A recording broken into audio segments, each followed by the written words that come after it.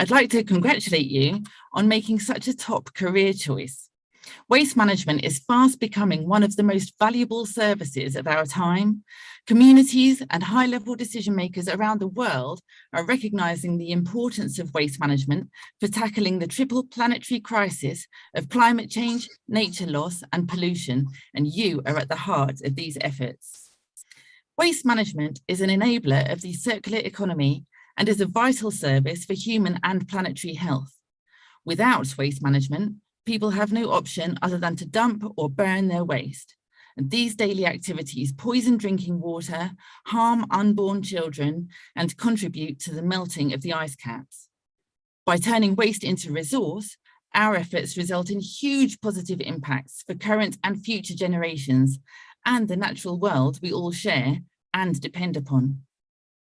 Waste management is a hugely diverse and expansive area. And what's exciting is that I've never known so much momentum in our sector as I see today. I've also never known so many passionate young people who genuinely want to make a positive impact be drawn to waste management. Our tribe is special, so let's continue to lift each other up. Some really exciting things are happening in the world of waste management at the moment, and over the course of this conference, we'll be hearing such a broad range of presentations. We're going to hear about protecting the environment from emissions and pollution from waste. That includes the impacts of open burning. So let's think about it. Air quality determines whether a city is livable or not. It affects human health in so many ways and releases emissions that cause climate change both in the short and long term. So open burning needs to be eradicated, and the more we learn about it, the more likely we are to be able to change policy and get waste management pushed up that priority list.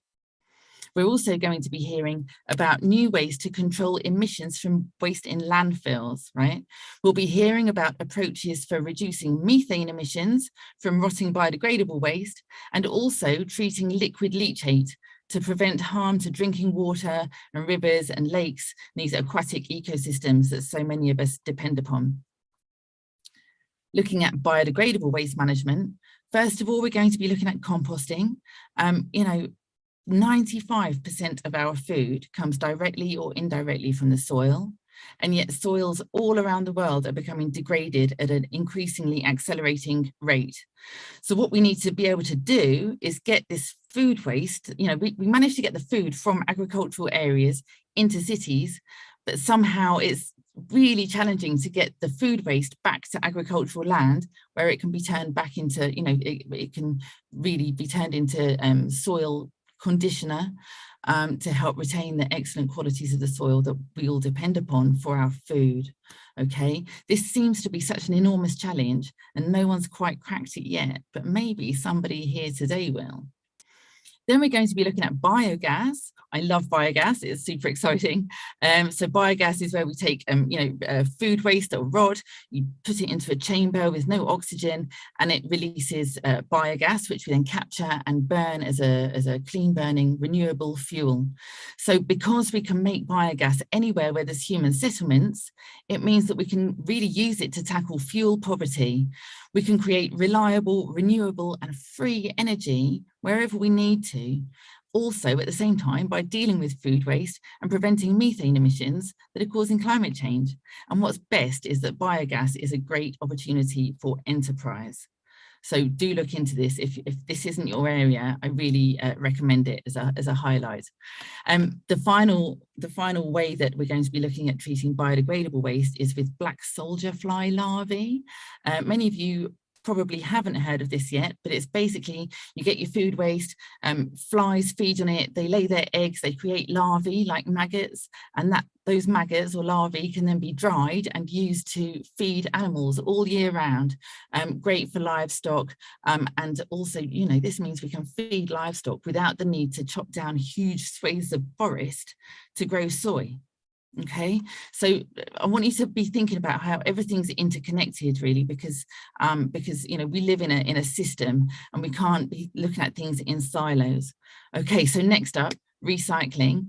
Got 4 really interesting talks on recycling or different areas that we're going to be looking at. First of all, solar panels, right? So in our shift to renewable energies, again connected to climate change, we're of course generating new waste streams. Now solar panels have a lifetime of about 10 to 15 years, maybe a little longer with reuse markets in Africa and elsewhere. But it's one of those new waste streams that's going to grow and grow and grow. So it's a really hot topic and I'm really delighted to see it being featured in this conference. Speaking of hot topics, we're also going to be hearing about textiles. Fast fashion, poor quality clothing, polyester, a bomber jacket with a zip and a bit of padding could have 24 different kinds of plastic in it. How do we deal with this as a waste stream? And there's new regulations emerging to try to stem the tide of textile waste. So it's a really interesting time. And, I'm really looking forward to that talk. Then plastic waste. I mean, we hear so much about it and there's so much of it and so many different types of polymers. Of course, it's really useful as a low weight, low cost, durable material, but then what? So we're going to be hearing about how plastic's being recycled to be used in roads. But I also want you to think about, the Global Plastics Treaty is currently being negotiated. So, it'd be great for you to be thinking about how, what changes could that bring about? It could bring about major, massive change, or it could bring about negligible change. So let's think about that, as we go through the day. The final recycling area that we're going to be looking at is construction and demolition waste. Now, cement is one of the most carbon intensive products that we use, plus the sand, plus the water. Construction is really carbon intensive. But then the waste from building sites and demolition sites is often just dumped or at best used for landfill cover. We can do better. It's such a huge waste of resources. This is going to be a really exciting talk. And the final set of talks I'm going to discuss is on the different perspectives in waste management, okay? So first of all, we're going to hear about waste pickers, this informal waste sector, that, waste pickers really are the backbone of the circular economy. They're the ones collecting the materials, getting them back into those value chains so that we can recycle them and reuse them and prevent them from causing pollution. So really, really important that we're all mindful of this, millions of people that work to collect these materials that we can then use in a circular economy. We're also going to hear about changing attitudes and behaviours in cities and on university campuses. And we're going to hear about shifting to a circular economy in Lagos, Nigeria, which is the fastest growing city in the world, but with a real lack of waste management. Never has the need been greater to see waste as a resource and reduce the amount of stuff we simply throw away. Now, before I finish, I'm going to have a quick sip of water. Excuse me. And I'd like to offer 5 suggestions that will help you in your careers. Number 1, stay curious. Read widely so that you can understand how global events shape waste generation. Learn about innovations and developments so that you can stay ahead of the game. We were talking about solar panels earlier. What are going to be the new waste streams of the future? You're all clearly keen. You're all here on a Saturday to share your knowledge and listen to others, and that's super cool. So number 2, help each other. We're all on the same side, and there's more than enough waste for all of us. The world needs more waste managers. So let's be generous with our knowledge and skills and use our positive energy to amplify one another's impact. Number 3, be open to trying new things. So I've worked in the public, private, academic and non-profit sectors now. Through the years, I've learned a lot about the different responsibilities, perspectives and cultures of these different workplaces. I liked some of it. I learned from all of it. Most importantly, I learned a lot about myself, which leads me on to my next point. Know your value and your values. Know where you will be willing to compromise and where your red lines are. Okay, over the years, I've gained knowledge and understanding, and that's led me to be willing to compromise more on some things and less on others. Knowing yourself and your value is the journey of a lifetime. If you don't feel like your current workplace is the place where you're going to make your mark on the world, that's okay, you have time. Learn what you can, where you are, and as you get to know yourself better, you'll be able to move more and more into your perfect niche, where your experience is valued, where your voice is heard, and where you can make the impact that you want to make. Number 5, lead. You don't need to be old to be a leader. Leaders come in all shapes and sizes. It's about how you treat others, how you inspire them, how you set an example. Although you're at the start of your careers, there are plenty of younger people coming up behind you, and they will be looking to you for advice, support, and leadership. So please go ahead and be the leaders that you want to see in the world. Look, more and more businesses and organizations are understanding that people are at the heart of any successful waste management initiative.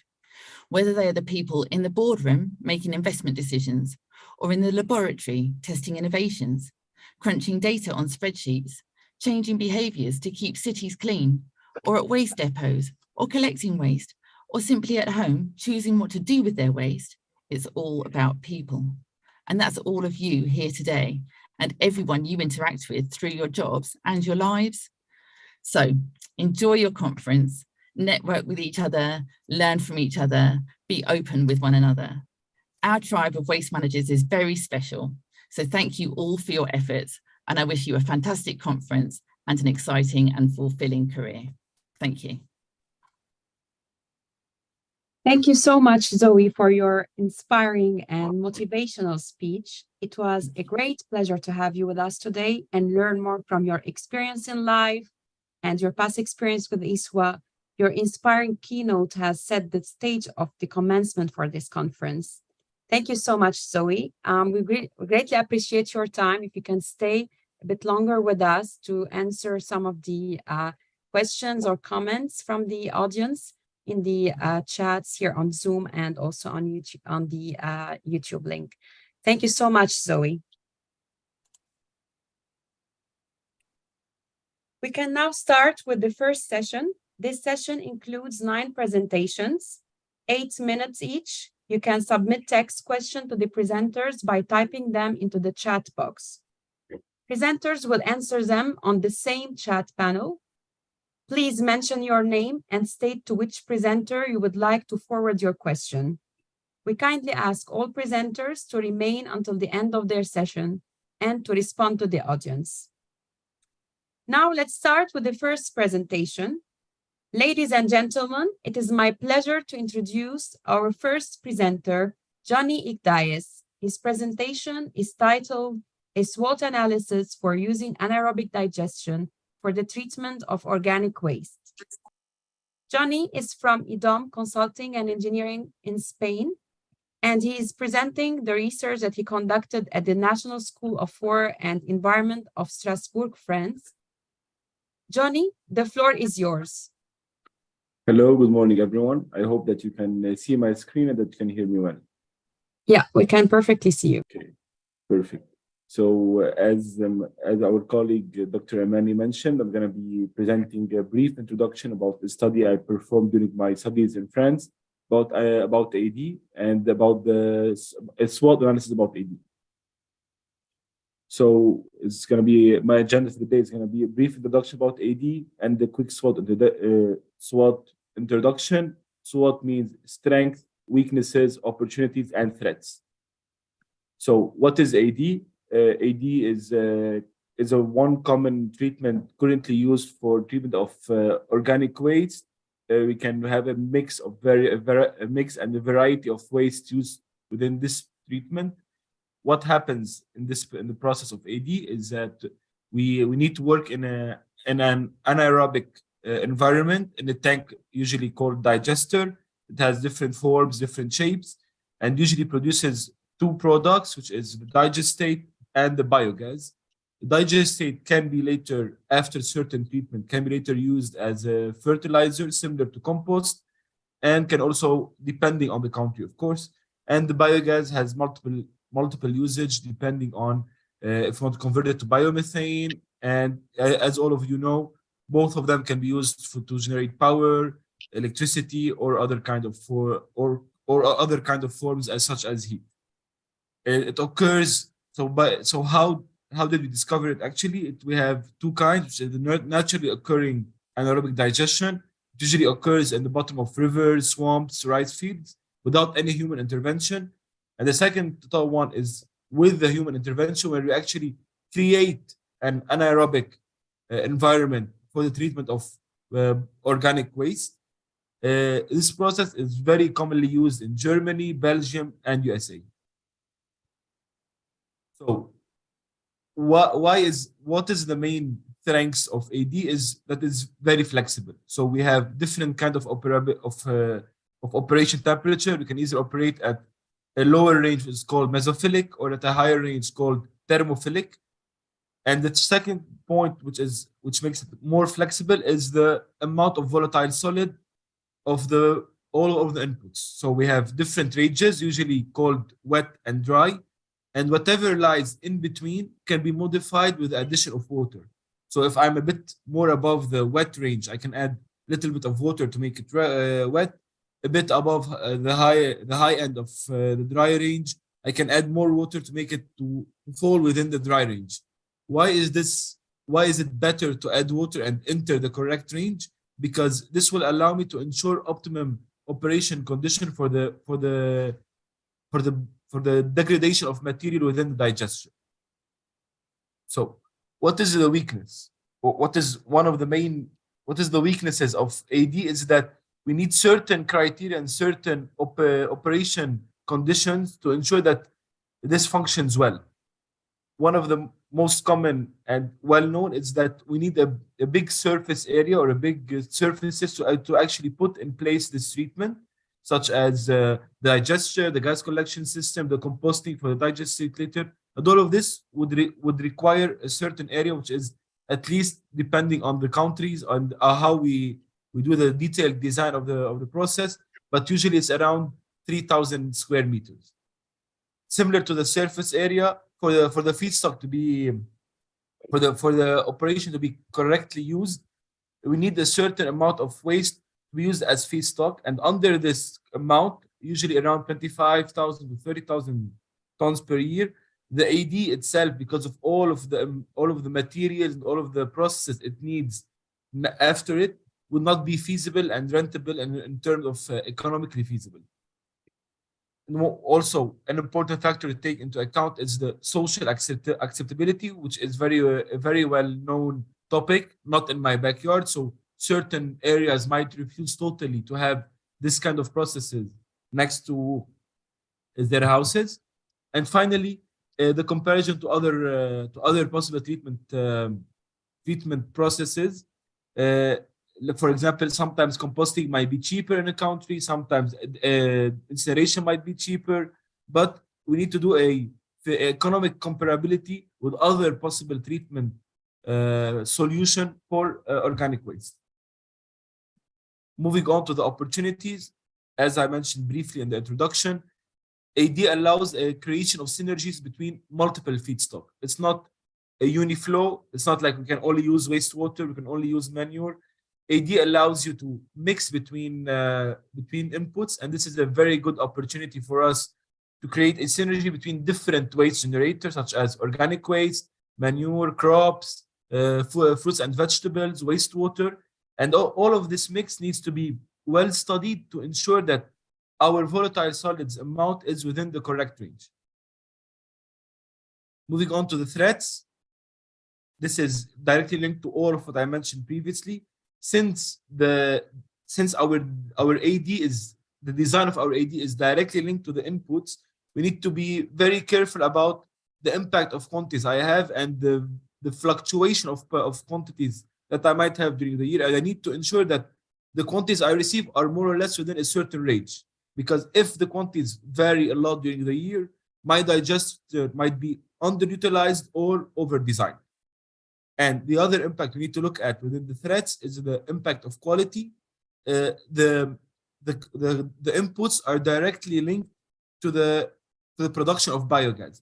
Therefore, I need to ensure that the quantity of biogas I'm producing is constant over the year to ensure the profitability of the project, and to ensure that I am providing for the offtake of the biogas, I'm being able to provide for the off-taker enough quantities.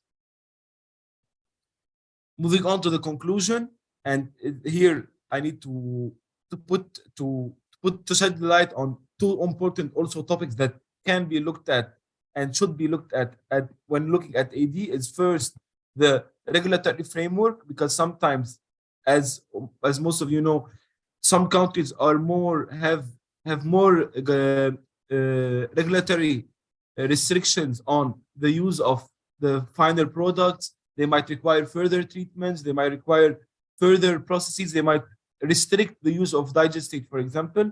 And this needs to be looked at because it can directly affect our business plan and project viability. I would like to thank you all for listening to my brief SWOT analysis about AD, and I'm ready to hear any question if anyone would like to ask anything. Thank you so much, Johnny, for your insightful presentation and all the information you have provided. Please stay with us in the session to answer any questions from the audience. Now, continuing with our session, it is my pleasure to introduce our next presenter, Maud Salim Mahtab from India. His presentation titled Iron-Rich Sludge Reuse for Landfill Leachate Treatment, a Sustainable Waste Management Strategy. Maud works at the DH College of Engineering and Technology, Aligarh Muslim University. Maud, the floor is yours. Please share your screen. Yes, thank you very much. I'm sharing my screen.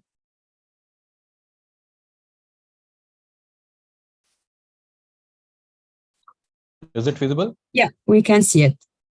Thank you.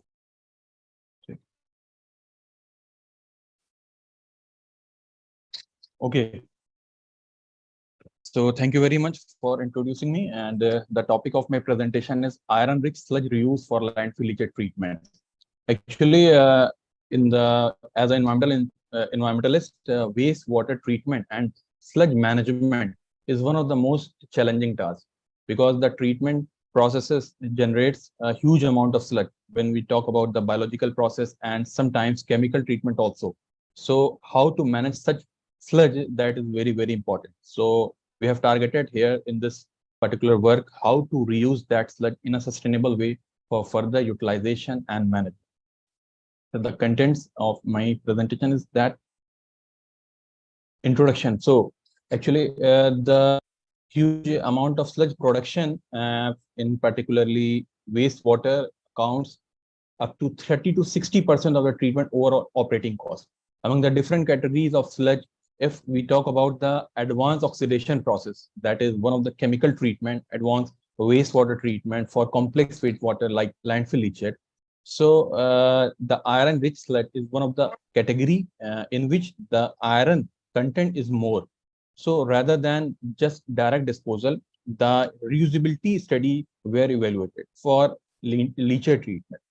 Because one of the major drawback in the Fenton process is that the huge amount of sludge production. Therefore, developing innovative strategies for its management, it is very important to protect the environment and ultimately making the process more efficient.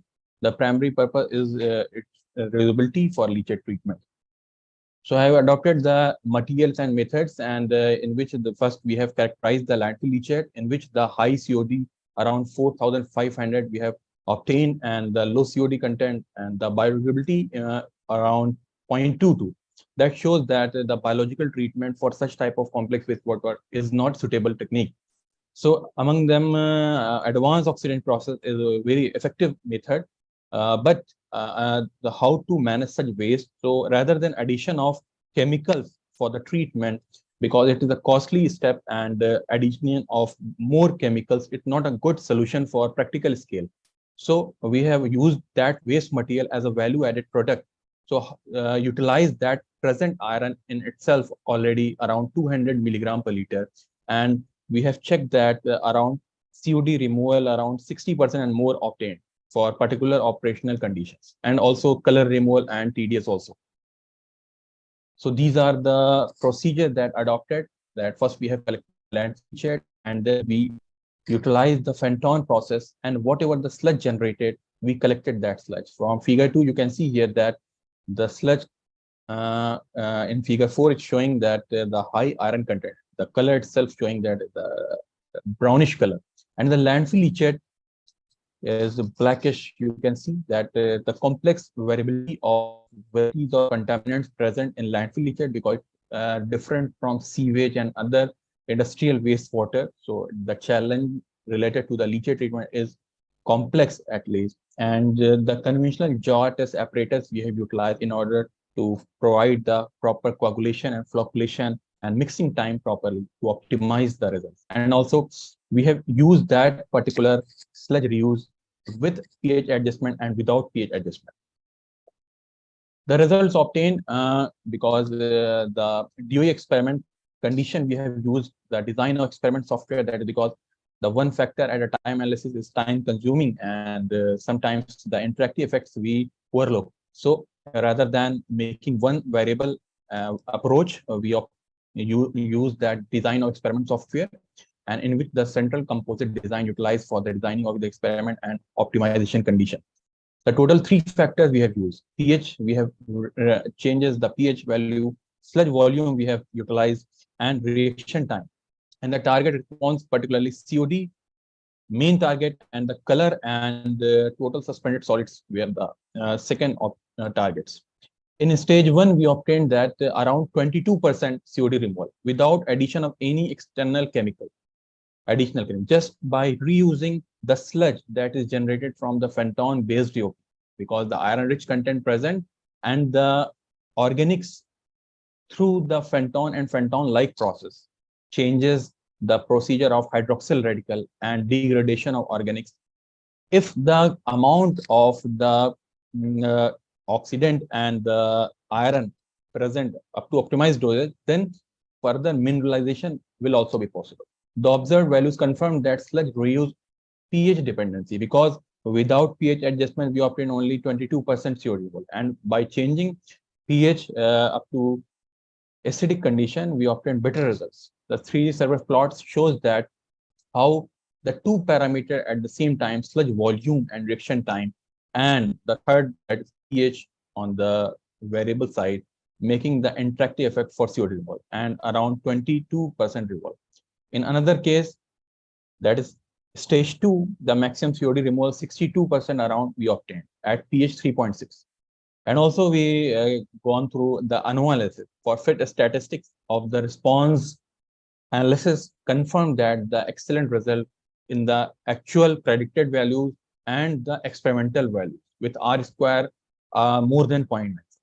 The model F value confirmed that the suggested model is significant, and the RSM summary further confirmed that the close agreement between adjusted and predicted R square with less than 0.2. The adequate precision, that is the signal to noise ratio, that is desirable when its value is more than 4. So in our case, we obtained that value 19.196 and suggested that signal is acceptable. This model can be used to navigate the design space. And the analysis confirmed that the independent factors significantly impact the COD removal. We can increase the sludge volume. We can maintain the optimized condition in order to improve the COD removal. But there are certain optimized conditions. It is not like that just by increasing the chemicals, similarly increasing the sludge volume, we can increase the organic pollutants removal. So there are certain optimization conditions. And at this, we have targeted the optimized condition, and we are able to achieve that value around 62%. And at that value, total suspended solid more than 95%, and color removal more than 80% was obtained at the reaction time of 48 minutes of with 84 ml sludge reused around pH 3.6. Also, we obtained the synergistic effect of the sludge reuse system, like coagulation, absorption, and oxidation by non-regenerated phenton sludge reuse without further pretreatment, because the reported literatures confirmed that the further pre-treatment will also make the process complex and also the costly process. So we have targeted how to make that process environmental friendly as well as cost effective, and we obtained a satisfactory result for that. And also we have gone through the toxicity analysis of the sludge. So in regard to the different heavy metals, we find out that the reduction in other heavy metals, and also the iron also utilized in the different cycles. So we have gone for 4 cycles, and also reduction of the cycle iron and other heavy metals is taking place. So confirm that the toxicity also reduced. So it is a good alternative to reuse that iron rich sludge generated from the phantom based advanced oxidation process rather than just direct disposal, because the direct disposal account for the disposal issues also and the sludge handling cost also. The role of leachate characteristics also influencing factor. We obtained that the humic substance present in the leachate can improve the iron +3 and iron +2 cycle. That is very, very important, because the catalyst reusability are main mechanism and driving force for such type of process. The current study, I hope, will provide new insight regarding handling iron rich sludge in an expensively and environmental safe manner. It therefore offers most recent innovation waste transformation technology into value-added product that could effectively utilize for complex wastewater treatment, for other industrial effluent, and also landfill leachate, maybe stabilized leachate or old leachate. And it will significantly reduce the production of unwanted toxic ferric waste and total cost of the treatment process. These are the references I utilized and some papers published through that. And thank you very much for your attention. Thank you so much, Maud, for your informative presentation and very well presented results. Now, as a reminder to the audience, you can submit questions or comments through the chat panel and address them to the specific speaker. Moving now to the third presentation, it is my pleasure to introduce Amaya Garcia Tabar from Spain. Amaya will be sharing her presentation titled Optimization of the Conditions for Digestate Stabilization by Composting in an Industrial Plant. Amaya works at the IDOM Consulting and Engineering Company. Amaya, the floor is yours. Okay, can you see my screen and can you hear me? Yes, perfect. Okay, thank you. Good morning to all of you. I'm here to present an R&D project that we carried out together with Garbiker Waste Management Company. The title of this study is Optimization of the Conditions for Digestate Stabilization by Composting in an Industrial Plant. Given the energy needs of the world nowadays and the boom in existing green energy, there is a recent trend towards the management of organic waste through anaerobic digestion. As Johnny told us before, anaerobic digestion is a biological process that is widely used as technology dedicated to convert various organic waste into bioenergy. In addition to this bioenergy production, AD produces large quantities of solid byproducts known as digestate. This digestate is rich in nutrients, making it potential substitute for chemical fertilizers in agriculture. It is traditionally being used directly in agricultural applications without any treatment and causing potential health and environmental hazards. This makes post-treatment necessary before land application, and composting is considered a good option for this post-treatment. And there are studies that have observed difficulties in composting digestate to reach the thermophilic phase, to avoid higher ammonia emissions, and to have a low quality compost production. So these drawbacks make composting of digestate different from typical composting of other organic waste. Therefore, this study aims to answer the following question. Can we get a good fertilizer by composting digestate? We will see during the presentation. So here we have 2 compostability tests that we carried out during the study. In the first one, various mixing ratios were tested in order to answer the following 2 questions. What is the optimal mixture bulking agent and digestate? Does the material ferment? In order to answer these 2 questions, 3 types of mixing ratios between bulking agent and digestate were tested. These were kept for 2 weeks in fermentation tunnels and for 3 weeks in maturation piles, and we turn it every week. In the second test, various bulking agents were tested in order to answer the following 3 questions that we have there. Which is the optimal bulking agent? Does the bulking agent affect the fermentation? And what fermentation type is required? So to answer these 3 questions, 3 types of bulking agents were tested in 2 mixing ratios. The three bulking agents that we use were the newly available bulking agent, the recirculated bulking agent that they have in the composting plant, and those reject and discard as come from the first test. The raw materials and the analysis used in the experiment are shown in this slide. We had two feedstock, and the first one was the digestate from nearby mesophilic anaerobic digestion plant, this one, and the bulking agent commonly used in the composting plant is this one, which is pranine and garden waste. It should be noted that this bulking agent was found to contain a large amount of green matter as grass. As analysis and control parameters, the following were measured. First, continuous and punctual temperature measurement, punctual measurement of humidity, we did it by hand, visual inspection, and laboratory analysis. Here we check the maturity of the compost by rotagrade method, and nutrient and heavy metal content. Here are the temperature results obtained during the first test on mixing ratios.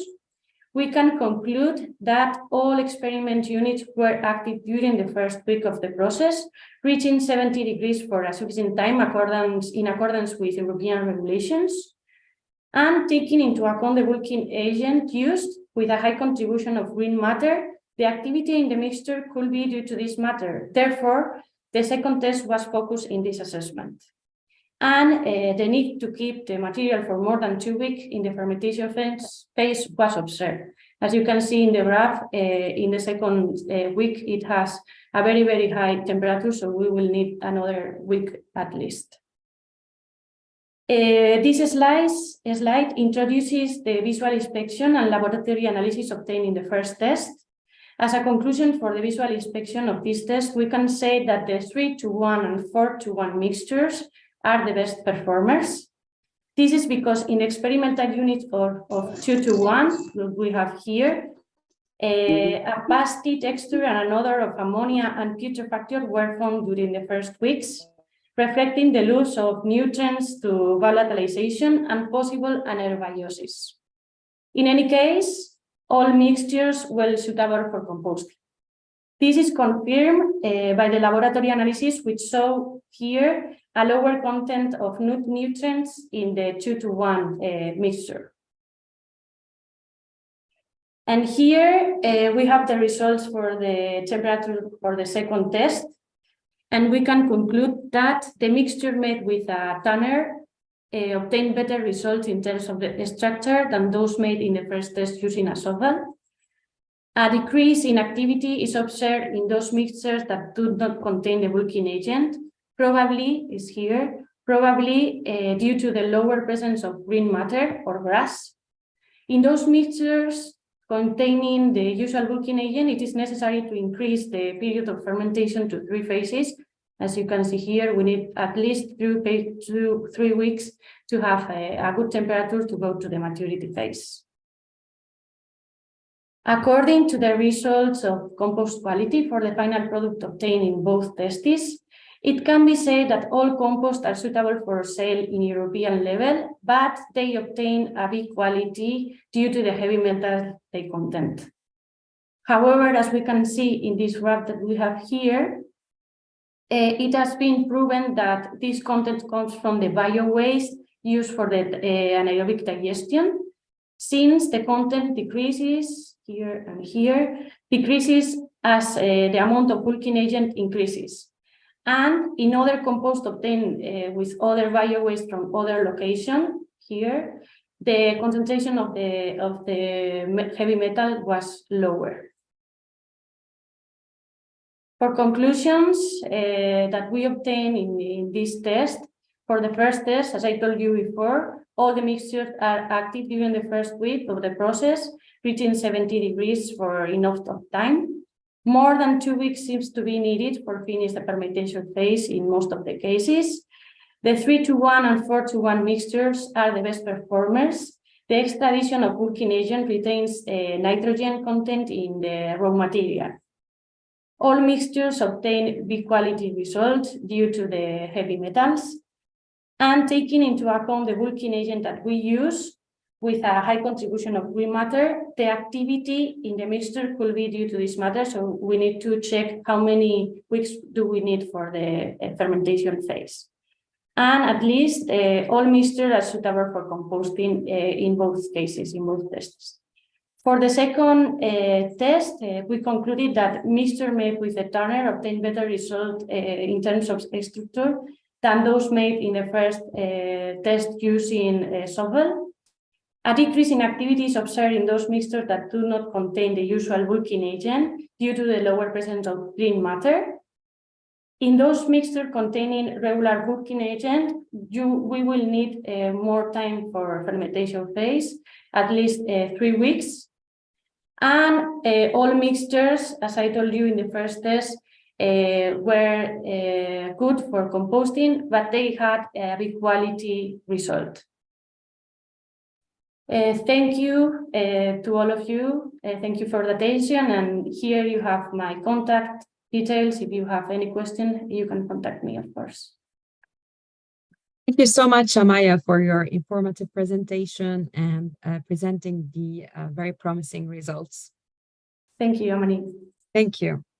Now, proceeding further with our session, it is my pleasure to introduce Raghuveer Das from India. Raghuveer will be presenting their research on a techno-economic assessment for recycling of solar photovoltaic panels in India.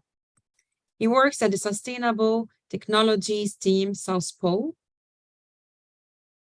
Raghuveer, the floor is yours.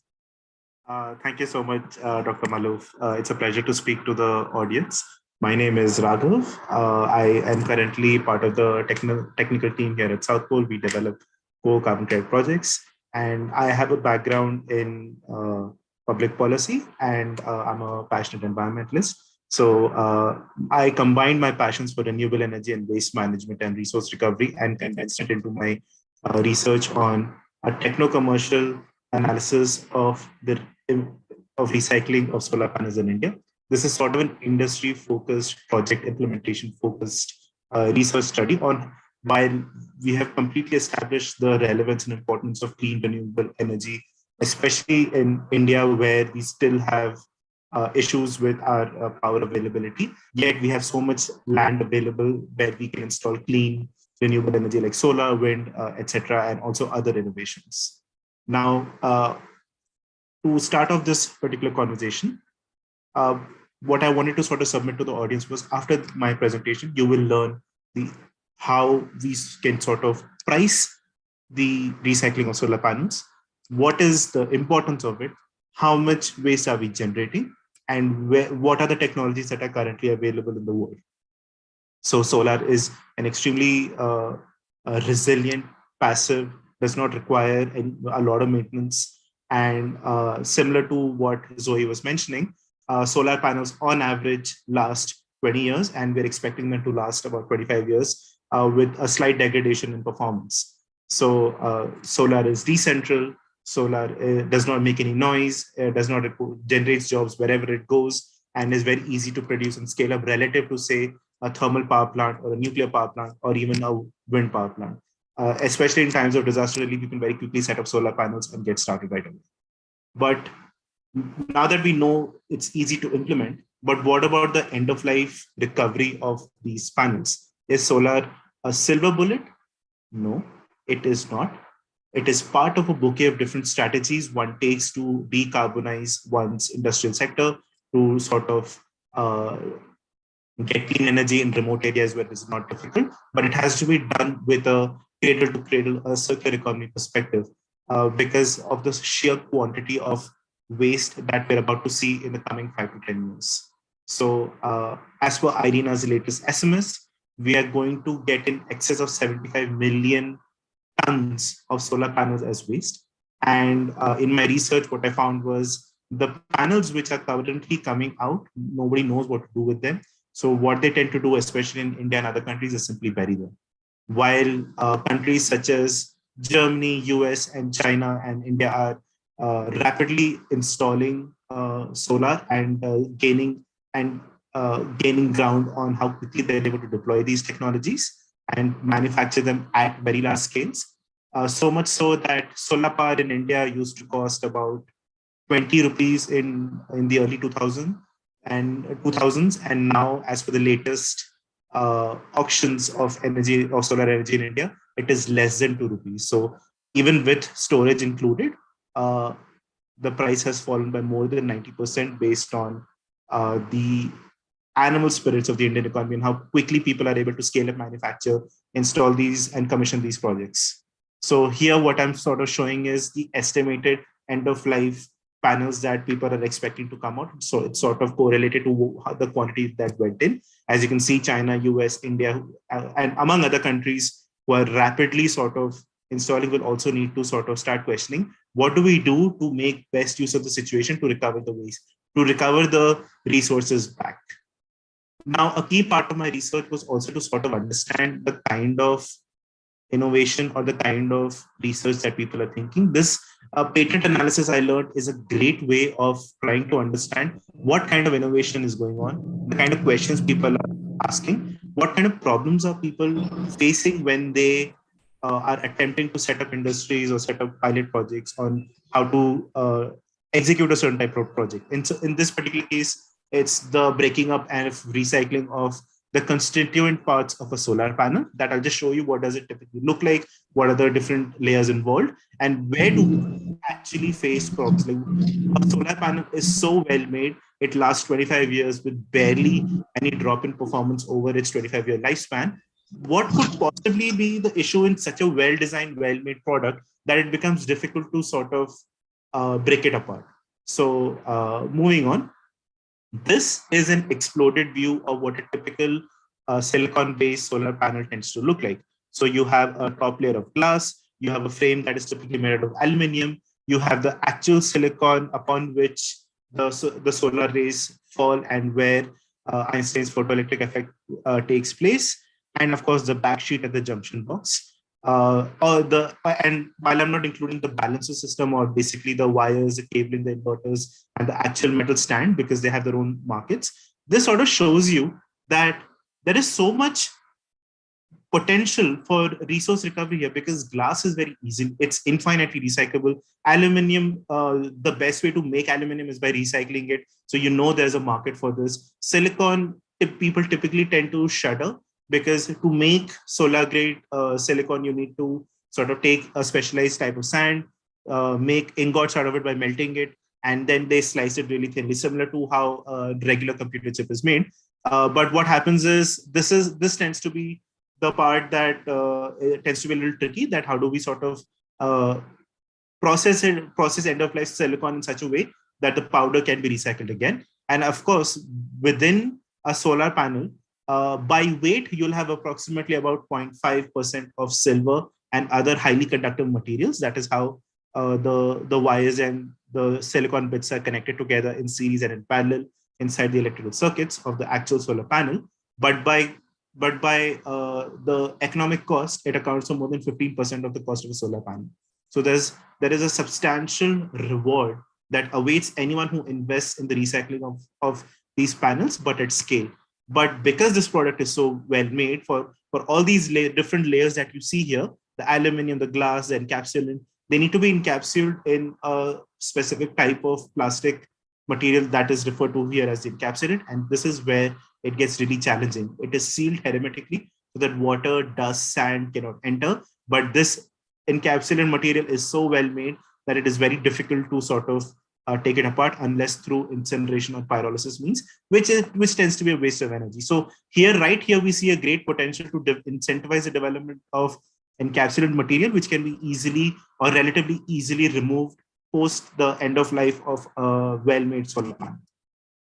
So now that we know where the challenges arise, what I wanted to sort of try to understand was how can the levelized cost of electricity from such a solar farm be designed so that we can include the cost of solar, the recycling into the cost of the solar panel itself, or the power that is generated from the solar farm. Now, what tends to happen in all your auctions and all your solar power bidding is such as the power is bid on the levelized cost of electricity or the levelized cost of generation, wherein because once you pay the initial cost of a solar panel, For the next 25 years, you essentially do not need to pay to put any input materials. It will just sit there quietly, absorb the sun's rays, and generate electricity.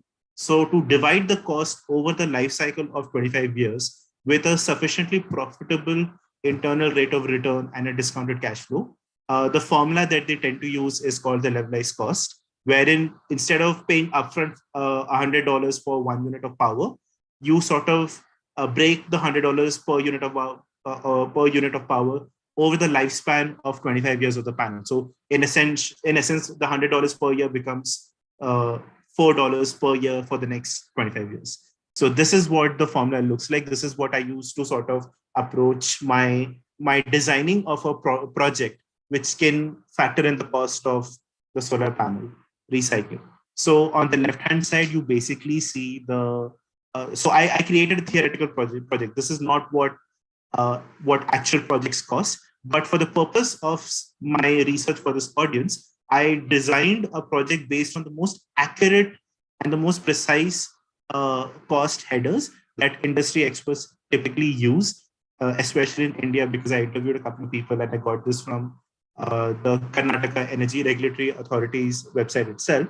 And on the right-hand side, the table, what it shows you is, if I were to design a theoretical factory which recycles these panels at a distance of 100 kilometers from a bunch of very large solar farms, and at rates determined by the Indian railway system, which also carries in bulk the any cargo consignment that you may tend to share it. And typically for 1 megawatt worth of solar panels, it's 75 tons of solar panels are required. So that's how much it weighs. If you go to a solar farm, you look at all the solar panels, you weigh it, it'll come to about 75 tons or thereabouts, including the balancer system. All these different materials, the metals, the copper wiring, the solar silicon, the glass, the aluminum frame, all of these have an afterlife market. They all have end-of-life destinations where people tend to take these materials, grind them into a fine powder or paste, and heat them up and recycle them and sell them again. So this is a very common system that is implemented, and this is what I used based on the latest figures that I had in my possession. Now here, what I've done here is present my calculations for the levelized cost of electricity based on calculating it on two cases. So the first the left-hand side Excel IRR sheet is basically the baseline scenario without any recycling included. And on the right-hand side, this is post the inclusion of the cost of recycling within the panels. And if you see row 32 of both these sheets, you will see that there is a very small premium that you have to pay per unit of electricity generated. In fact, it is less than 10% of the overall cost of 1 unit of electricity. So if your cost of electricity in India currently, which hovers around 2 rupees, which is about 2 US cents, the cost of recycling would essentially be approximately 20 paise or 25 paise, or about 10 to 15% tops. And this is a very affordable rate for any power player to pass on to the customer, because anyways, they will pass it on to the final consumer, which is either the government or to a private consumer. But this is a sufficiently good margin for them to collect the money in an escrow account, let that money grow. And once the panels start coming out, they can then install a project where they can pay for the cost of transportation of the solar panels that come out, take it to a factory where you will have new employment generated by having people break the panels up, take off each component separately, process it for recycling, and then actually recycle and sell the material back into your economy, thereby making a very end-to-end loop for and make a very strong circular economy case. So not only is solar a very strong component in your bouquet of strategies to combat climate change, deindustrialize, generate clean electricity, but if you were to recycle it, you wouldn't even need to mine new materials or you would not need to create new mining sites or industrial sites to manufacture. You can actually make an end-to-end implementable system, provided you provide the right kind of incentives and the right kind of guidance to your industry. Now, my recommendations include, as part of my conclusion, that please identify correctly the responsibility of your industry through legislation and regulation.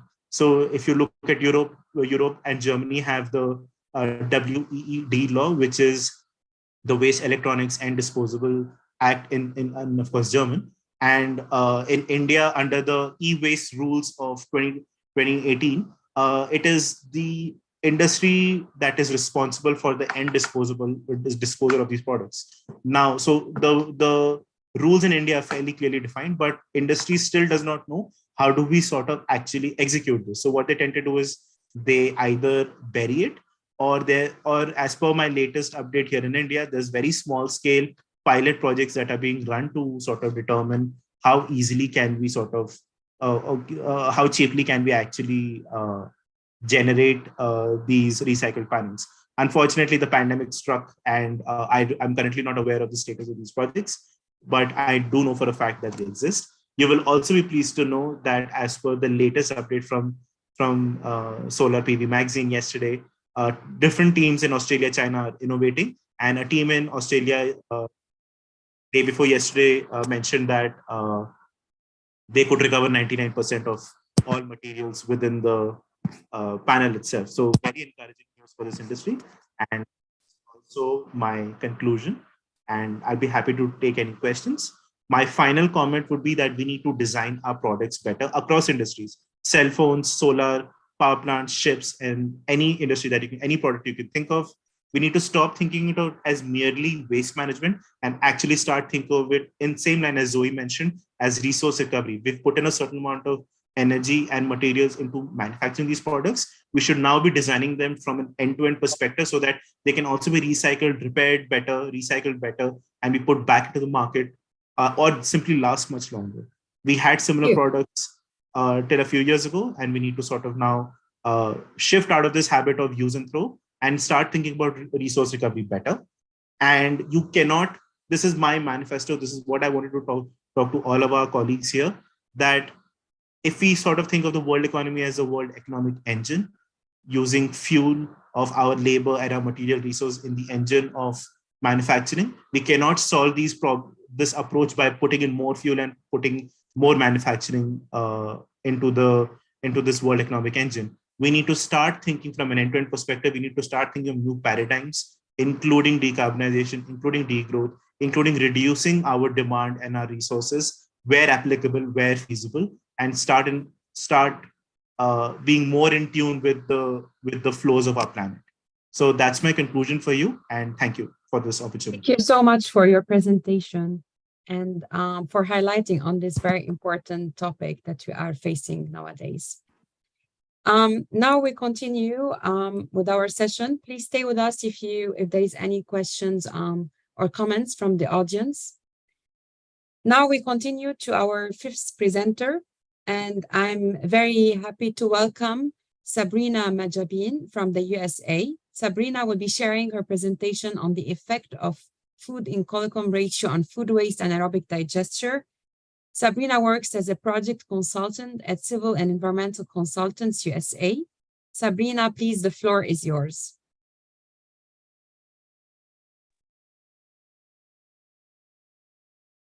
Yeah, we can see your screen. Oh, thank you. Hello, everyone. This is Sabrina Mahjabin. I welcome you all to my presentation on effect of food inoculum ratio on food waste anaerobic digester.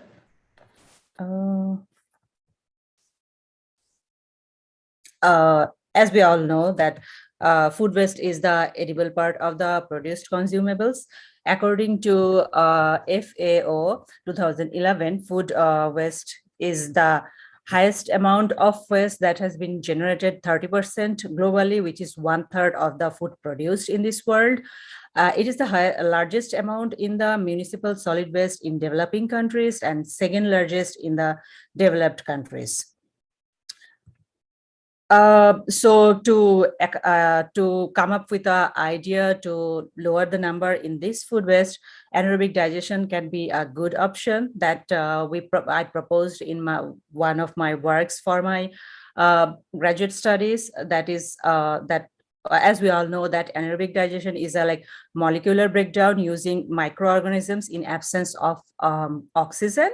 for the organic components, and we can get both biogas and digestase, which is a solid part out of that anaerobic digestion process. It can be doable for monodigestion of any anaerobic digestion can be impaired the biogas production. So to accelerate that, different researchers use different type of methods and they have success in their different results. So in the developing countries, still 90% of the rural peoples are using inefficient ways to burning their, to get the heat and energy for them. And they are doing it in indoor pollution that is causing serious indoor pollutions to them. And women carrying their children on their back while cooking in this type of situations expose them to different type of respiratory illnesses. So this is a serious issues in developing countries. So food waste, which is the kind of could be a one kind of solution to come up with this thing, and we can use the biogas that is being produced from this food waste anaerobic digestion in developing countries to help them with these issues. So my focus was to come up with a situation for developing countries. So the composition that you are seeing in this one, I used that Food and Agriculture Organization's data from 2011 for developing countries, and that was that the food waste from fruit and vegetables is 60%, meat, fish, and dairy of 10% in their food waste, and food produced from grain 30% on their food waste composition. So for that, what we have come up with that, we are going to collect the samples for food waste. And as food waste is very acidic in nature, so we have to use some inoculum that in our case, we use the sludge and cow manure. And for that, we used for 6 months of operation of that food waste anaerobic digester. And the performance monitoring was based on leachate and gas. For the leachate, we took the data for the pH, chemical oxygen demand, and volatile fatty acid, and for it was composition and the volume. As per Chen in 2013 and year 2014, solid waste in the anaerobic digestion should be between 10% and 20%. And food inoculum ratio should not exceed 4 as per Hashimoto in 1989.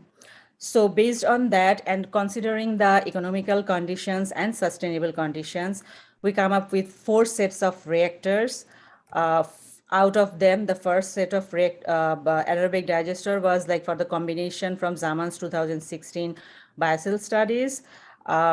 We used 2 gallon size of buckets that are being filled with 4 pounds of food waste with the composition that I mentioned, and it was inoculated with the sludge and cow manure with it, and it was airtight, and it was monitored for 6 months, and it was kept in the thermophilic condition to expedite the anaerobic digestion process.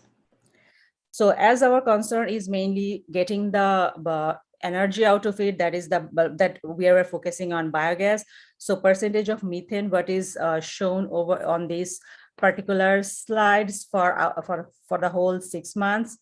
As we can see that around after 40 days of after around 80 days of operation, 40% of methane was found in 87 and 88, which has the food inoculum ratio of 2.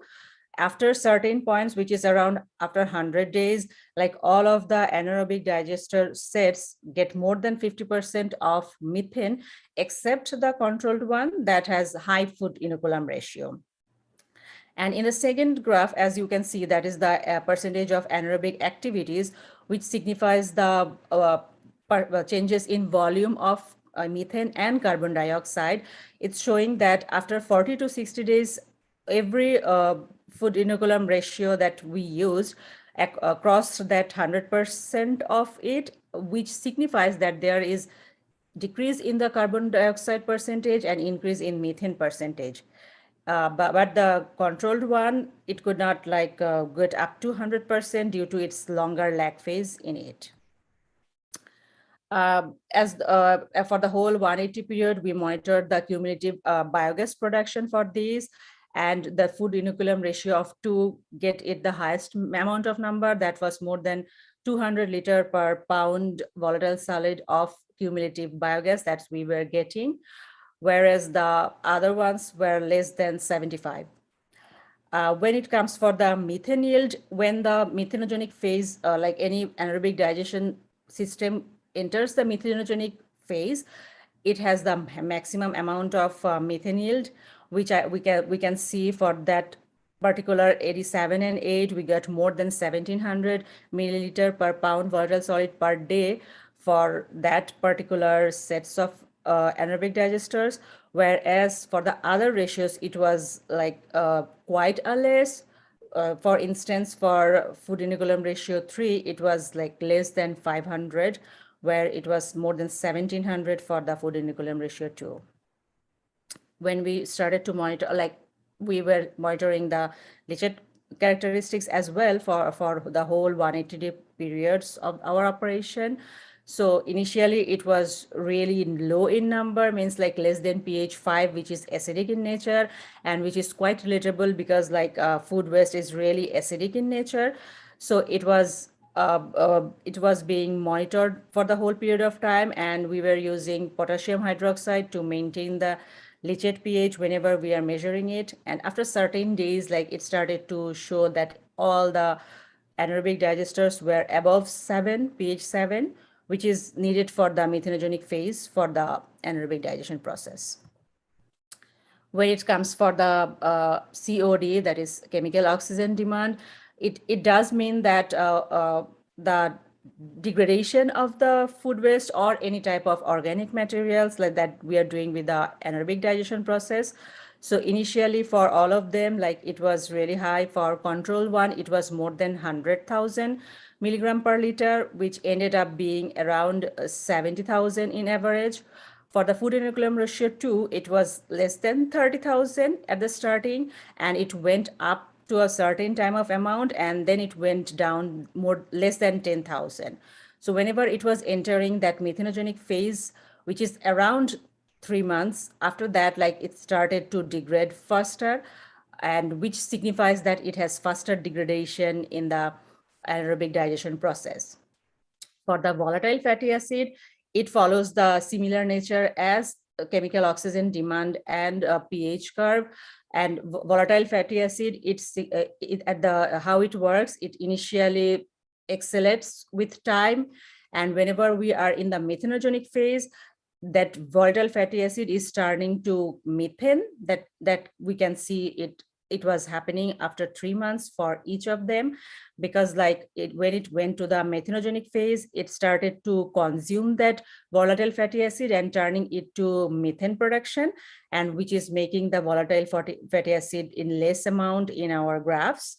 So like considering all of our conditions, like when we are like performing the gas and the leachate characteristics, out of all of our 4 sets of anaerobic digester, the lowest number of food inoculum ratio that we used to was the best one that was giving us the best results. Thank you all, and I would like to answer any questions that you have. Thank you. Thank you so much, Sabrina, for your informative and great presentation. I'm impressed so far with the high level of contribution of all presenters. It's going to make this evaluation very hard on us. So now let's move to and welcome our 6th presenter, Anissa Gumel, joining us from England. Anissa will be sharing her valuable insights on the topic of analysis of municipal solid waste management in Nigeria. Anissa is from the University of Salford, Manchester. And Anissa, the floor is yours.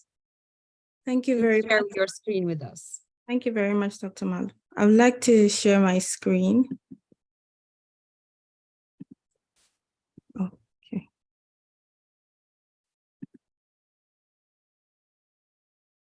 We can see it. Thank you.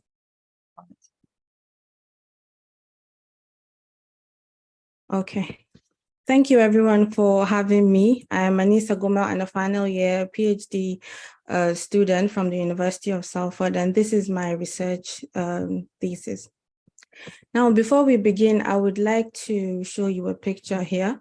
This is a picture that was taken from a municipality in Nigeria.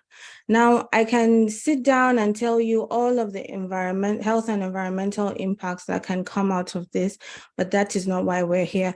However, I just wanted to call your attention for you to know that there are other developing countries that are still in their primitive stages of waste management. And this is something like it. Now, this is a conceptual framework that was developed in 2009 by the Integrated Sustainable Solid Waste Management in Asia. It is a perfect depiction of the life cycle of waste globally. So from the inside is a generation, from waste generation to collection to final disposal, including all the circular economy elements, which is recycling, and then treatment. However, that is not what I am discussing today. What I would like to talk about is the orange area and the green area on top, which includes the environmental, sociocultural, financial, technological, and institutional factors, which are supposed to be put in place for a proper waste management system to be effective, including the stakeholders involved. Now, the study is it's trying to discuss how developing countries, like I said earlier, are primitive in their waste management systems. And this study chose Nigeria as the geographical area, the case study for this research, because of its unique attributes due to its high population, due to its level of urbanization, and also consumption behavior as it is an emerging economy, which also combines with its limited resources, which means that the waste management in Nigeria is very poor, which has led to several health and environmental impacts. Now, the aim for this study is to analyze the current state of municipal solid waste management, basically, with these objectives such as the challenges affecting municipal solid waste, the opportunities that can be utilized, the criticality of these challenges, and the public's perception. However, in this presentation today, I am only discussing the challenges that were identified in my study. Now, I conducted a literature search, and with this literature, I discovered some gaps, which is the scarcity of updated research in this topic. Also, that the literature studies have not discussed the in-depth analysis of the challenges affecting municipal solid waste management. Basically, what has been done is just that they have been listed and certain recommendations has been given. So what my study does is bridging the gap to explaining and putting this word out that this happens for certain reasons, and this is how these challenges have occurred. Now, my methodology is a mixed method approach, but as I discussed, my challenges were acquired based on qualitative data for an interpretative approach, and that is what I will be discussing. After thematic analysis, some of the emerging findings included inadequate funding, lack of public payments, lack of enforcement, and so on and so forth, which have been classified thoroughly based on the initial illustration that I showed you about the financial, socioeconomic, institutional, and technical challenges. So some of the surprising things that have emerged from this study was that, like I mentioned earlier, the details of most studies discuss the challenges affecting municipal solid waste management, but did not go into details to explain all the nuances of these challenges. So for instance, now, one of the most mentioned challenges was a lack of awareness that the Nigerian public has lack of awareness. Bear in mind that I conducted 15 interviews with 15 experts from various aspects of waste management in Nigeria, from academics to civil servants to activists, and so on and so forth. So these were the outcomes from these studies, that In between lack of awareness and the issue of funding, there's the issue of sensitization. Awareness cannot be created without sensitization. And over the years, no literature has mentioned sensitization as part of the challenges affecting municipal solid waste management. So this has shown also that there's an interrelationship between all of these challenges that affect municipal solid waste management globally. If there's a lack of awareness, it is due to in lack of sensitization. And in-depth analysis shows that the sensitization is not that there's a lack of it, but it is an ineffective one. Also, in order for sensitization to be materialized, there has to be funding. So which is what makes the relationship very apparent and obvious, that you need funding to conduct sensitization in order to create awareness. Also, with regards to funding, most of the studies discussed a poor funding and inadequate funding. But there were also issues that were discussed by the experts saying that the funding was mostly insufficient, and also there was a delay. So sometimes it wasn't the case that the funding was poor, but that sometimes it was being delayed due to certain factors. Another interesting finding was that there was an absence of policy, no specific policies for municipal solid waste management in Nigeria. Now, Nigeria got their freedom in the year 1960, which is over 50 years now, but there were no specific solid waste management policies, which explains why no policy implementation was effective and explains the poor state of municipal solid waste management now. Up until the year early 2021, there were no specific solid waste management policies. The National Solid Waste Policy and Plastic Waste Policy were just launched early in the year 2021, which means earlier than only policies from public health and the oil and gas sector was borrowed and implemented for solid waste management. That explains the current situation now. Also, these were some of the emerging findings. Like I said, I also collected data to understand some of the opportunities that can be used for potential mitigation strategies, which included the introduction of circular economy, like Zoe explained earlier. Also, in partnership building, revenue generation, basically, which are all going to be combined to inform the framework that was developed in this study. So based on the criticality of the challenges, like I mentioned in my earlier objectives, it was discovered that there's an interrelationship among all of these challenges that affect municipal solid waste. And this outcome was based on the level of frequency of mention by all of the experts during the interviews. So the questions began with the current state of municipal solid waste, not just jumped into the challenges, the current status of municipal solid waste and what they thought about it based on their perception and experience, which showed that the issue of funding was mentioned over 61 times by all of the 15 experts that were mentioned. So this is how the hierarchy was created. After that, there was ineffective sensitization, then lack of awareness, and so on and so forth. So basically what this means is that if you can curb the issue of inadequate funding, it means that if funding is now available, it means that there can be effective sensitization, because what the experts are saying is that sensitization is ineffective because the government was not using various channels to communicate to people, to make them aware of the impact and the importance of managing their waste properly. So Nigeria is a country of over 250 ethnic groups, speaking over 500 different languages.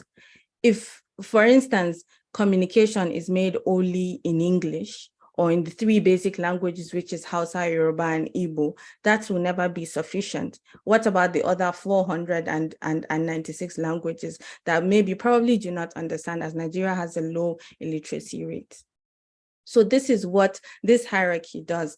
In order to somehow, it means some of these problems can be prevented. So if there's sensitization, it means lack of awareness can be prevented. Also, when there's awareness, it means that negative attitude of people towards waste will also reduce. Based on these outcomes, the conceptual framework was developed. What is unique about this conceptual framework is that it lists the challenges based on the criticality, as I have just mentioned, and then the empirical nature of the opportunities that can be used as mitigation strategies, as well as the actors that are responsible at each stage of the mitigation level. So this is unique in itself, but at its primitive first stage.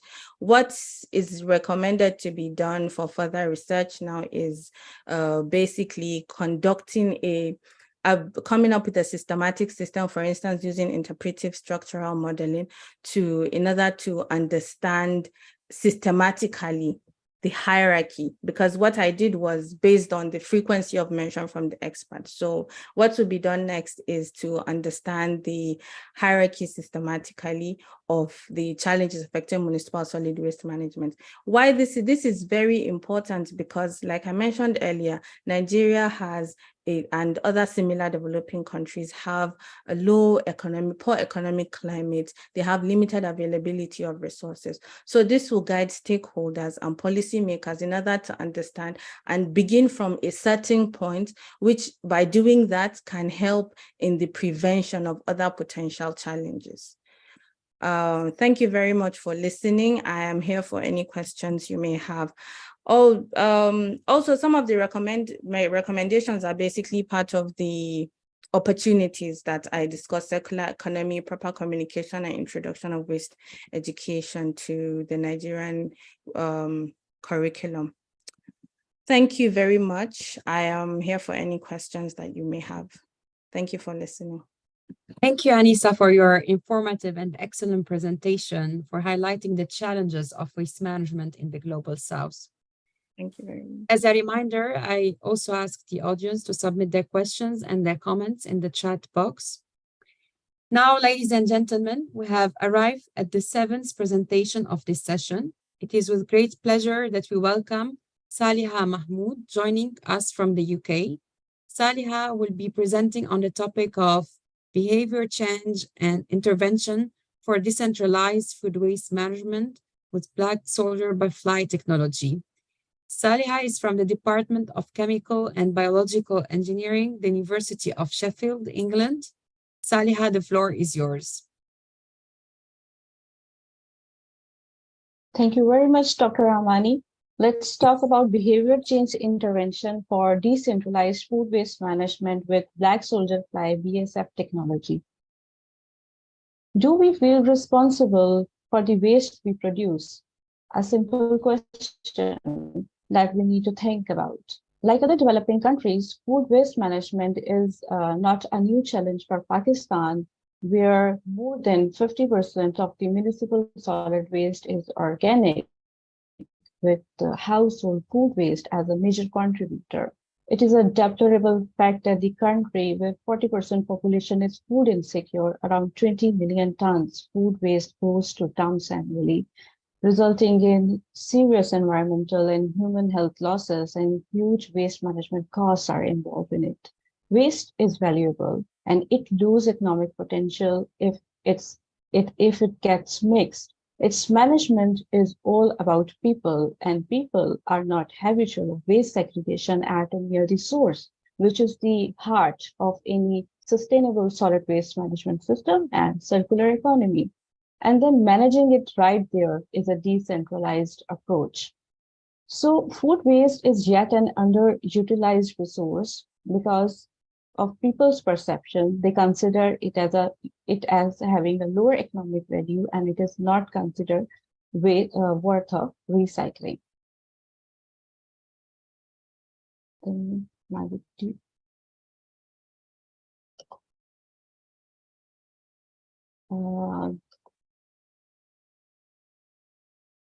sorry, my presentation was stuck.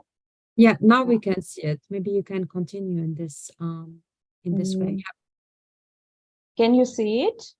Yeah, we can see it now. Okay. Okay. So our linear economic development and aggressive consumption patterns have changed values and behavior that has deprioritized the concept of plant waste management in the country. We are now in the 21st century, and I think that we should have realized that alone awareness about the negative effects of poor waste management does not work any longer. So the solution is to implement innovative behavior change interventions for encouraging waste segregation at source based on the psychological research, and that must have an attractive economic incentive. In this regard, the application of BSF technology, which is fast emerging, also declared as ecological engineers and crown jewel of the insects, is very promising in the treatment and valorization of varying types of organic waste, and food waste is their favorite dish.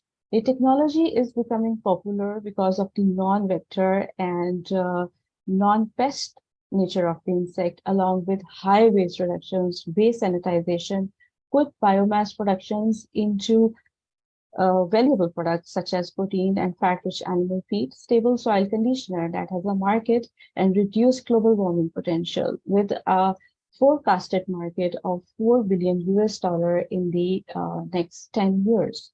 The study conducted in Pakistan was the first in which people were directly involved in BSFL operations, and the concept of BSFL-assisted waste bins, the bins having the larvae to treat organic waste, was assessed as a substitute to the concept of conventional waste bins in terms of perceived practicability, their social acceptance, waste treatment, and bioconversion process. So in the first phase, awareness sessions were held with the 20 households about the benefits of BSF technology and a small-scale business model, which was followed by bin trial with the agreed households. Household feedback and encountered operational problems were documented to develop a user set of instructions that can be used in the second phase, and the reasons for agreement and disagreement were recorded for further improvement. In the second phase, the improved bins were provided to the households along with the bin handling tools to assess the waste treatment and bioconversion performance. And after 15 days, they were transported back to the centralized facility. Results showed that 50% of the households agreed to place and handle bins in their houses, and the main reasons for agreement include viewing this technology as a business opportunity and especially directly selling the larvae to poultry farmers in Pakistan, and considering it as a sustainable solution for the food waste management problem. Love for pets and availability of enough space were other reasons. The reasons for disagreement mainly include unwillingness of the households to spare time for this extra work and lack of open spaces, not habitual of waste segregation at source, and some feel uncomfortable for handling the bins in their houses, fear of insects, and not considering solid waste management as their own duty, but the duty of the government. It was also found that the bin treatment resulted in more than 80% waste reduction by weight and volume, and around 13% of the waste was converted into larval biomass, means protein, and 10% was converted as a soil conditioner, which was a stable soil conditioner and can be used as amendment for soil and plant growth. And major proportion was metabolized into energy and larval activity. It was found that waste moisture content significantly affected waste dry matter reductions, and that was almost 70%. Based on the results, I would like to say that, yes, BSF technology has a huge potential for social acceptance, and extended operational assistance along with the prolonged training sessions can bring in further improvement. It was people's positive attitude that led the successful implementation of the technology at source, at household level, with significant waste reductions and bioconvergence. And the feedback recorded by the household, set of instructions, and all the points of agreement and disagreement could act as a starting point for replicating the technology and could bridge a gap between industry, government, and academia for future interventions. It was also found that application of this technology at household level can bring in 70% waste management cost saving. So it's definitely a promising incentive to source segregation, increasing recovery and economic value of the waste components, and a milestone towards achieving zero waste goal by putting back an important resource in the food chain. At the end, I would like to conclude with the Gunter Pauly's, father of blue economy's remarks. When we are inspired from nature, we can find unbelievable solutions that we could never have imagined before for the sustainability of the mother earth. And sustainability is to bring into use what we have and generate value out of it. So we have BSF technology and abundant amount of waste. Decentralized waste management is the future that can make circularity a reality. How? Through economically attractive and viable behavior change interventions, and application of BSF at source can definitely encourage people to rethink food waste as a resource. Thank you very much. And I am here for any questions you have. Thank you so much, Saliha, for your informative presentation and highlighting very important issues towards sustainable waste management. Now we have arrived at the 8th presentation of this session. Please join me in welcoming Shiza Aslam, joining us from Pakistan. Shiza will be presenting on the topic of mapping landscape of waste pickers in Pakistan, challenges, opportunities, and organizational strategies. Shiza is from the Circular Plastic Institute, Karachi School of Business and Leadership. Shiza, please, the floor is yours. Thank you, Mani, and everyone for presenting here and being in the audience. Today, I'll be sharing some of the results and the observation that we have conducted through a project at Circular Plastic Institute. The idea for this project and the things that I would be sharing that would come as a learning point from my presentation would be around the landscape of waste pickers, that why and how they structure as a working group, how they see themselves as an entrepreneurs, are there economic sense within the waste pickers? And more importantly, can we see waste pickers as a single unit, as a single body, or there needs to be a bifurcation to allow the just transition and all of the recent amendments that we have seen, and also the kind of dilemma that we have been seeing in the union landscape, but also how to deal with socially sustainable plastic pollution or waste management aspects. So these would be some of the few points that I'll be discussing through my presentation today. Going forward, we had this particular project to assess the landscape within Pakistan, though it would be resembled to other developing countries. To approach this unique concept, we allowed ourselves to get into the stratified sampling. The idea was to, again, to look into whether we can approach waste pickers as a single unit, or are there actually different groups or stratas within the waste pickers themselves. So we took on 3 different cities in Pakistan, namely Karachi, Lahore, and Muride. All of them are mega cities with a population of 10 to 20 million each. We conducted 40 interviews with waste pickers in each of the city, and also additionally 40 surveys. The purpose of the interviews was to get more insight about their organization, their work structure, and how they utilize the social network and the benefits within. And the purpose of the surveys was to then assess what are the unique opportunities and challenges have been arising, and are those vulnerabilities, opportunities, and challenges could be unique to each group of waste pickers, or they could be said that waste pickers could be generalized and those particular challenges could be normalized as well. Within the waste pickers, then we stratified because of our certain experiences within Pakistan and from some further literature. We thought to group them as segregated waste pickers. Within segregated waste pickers, we had itinerant buyers, sorters, partners who exchange waste components for good or money. Second, we had mixed stream waste pickers. Within them, we put together street waste pickers, transfer station waste pickers, and dump site waste pickers. Then we also had a unique waste group that we identified that was employed waste pickers. So those you would see perhaps with the municipalities or with the private waste management companies, or perhaps even with the NGOs. They comes in various forms and shapes, and they could be seen as sweepers, waste collectors, municipal workers. You could see them as truck drivers or somebody who was maybe helping with picking up the waste, and contracted sweepers as well.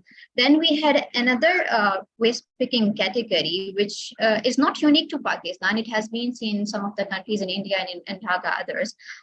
But the kind of scope or the spectrum of them varies in each. So them we call them as self-organized waste pickers.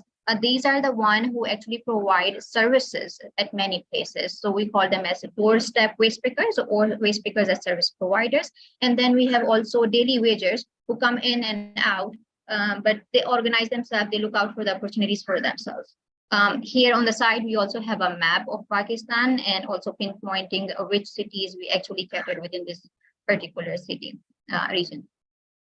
Again, as I pointed out, can we consider waste pickers as a single unit, or there is a need to understand the waste picker so we can allow the just transition, so we can allow the unique challenges that each waste picking group would entail. In Pakistan, we have itinerant buyers. We also have employed waste pickers who may be driving the truck on behalf of the municipality or waste management companies, or we also see the sweepers. We also have self-organized service provider. In each of the city, municipality was not able to cater 100% of the waste collection. And that is not unique to Pakistan. That is common for many developing and low-income, middle-income countries. So in what we observed that in low and middle-income areas, waste pickers were actually serving as a small entrepreneurs, as a small startup companies, informally, of course, not registered. And they were providing those services of collection and transport to some of those areas that was needed, though we assigned them as waste pickers. And of course, then we also have daily wages within them.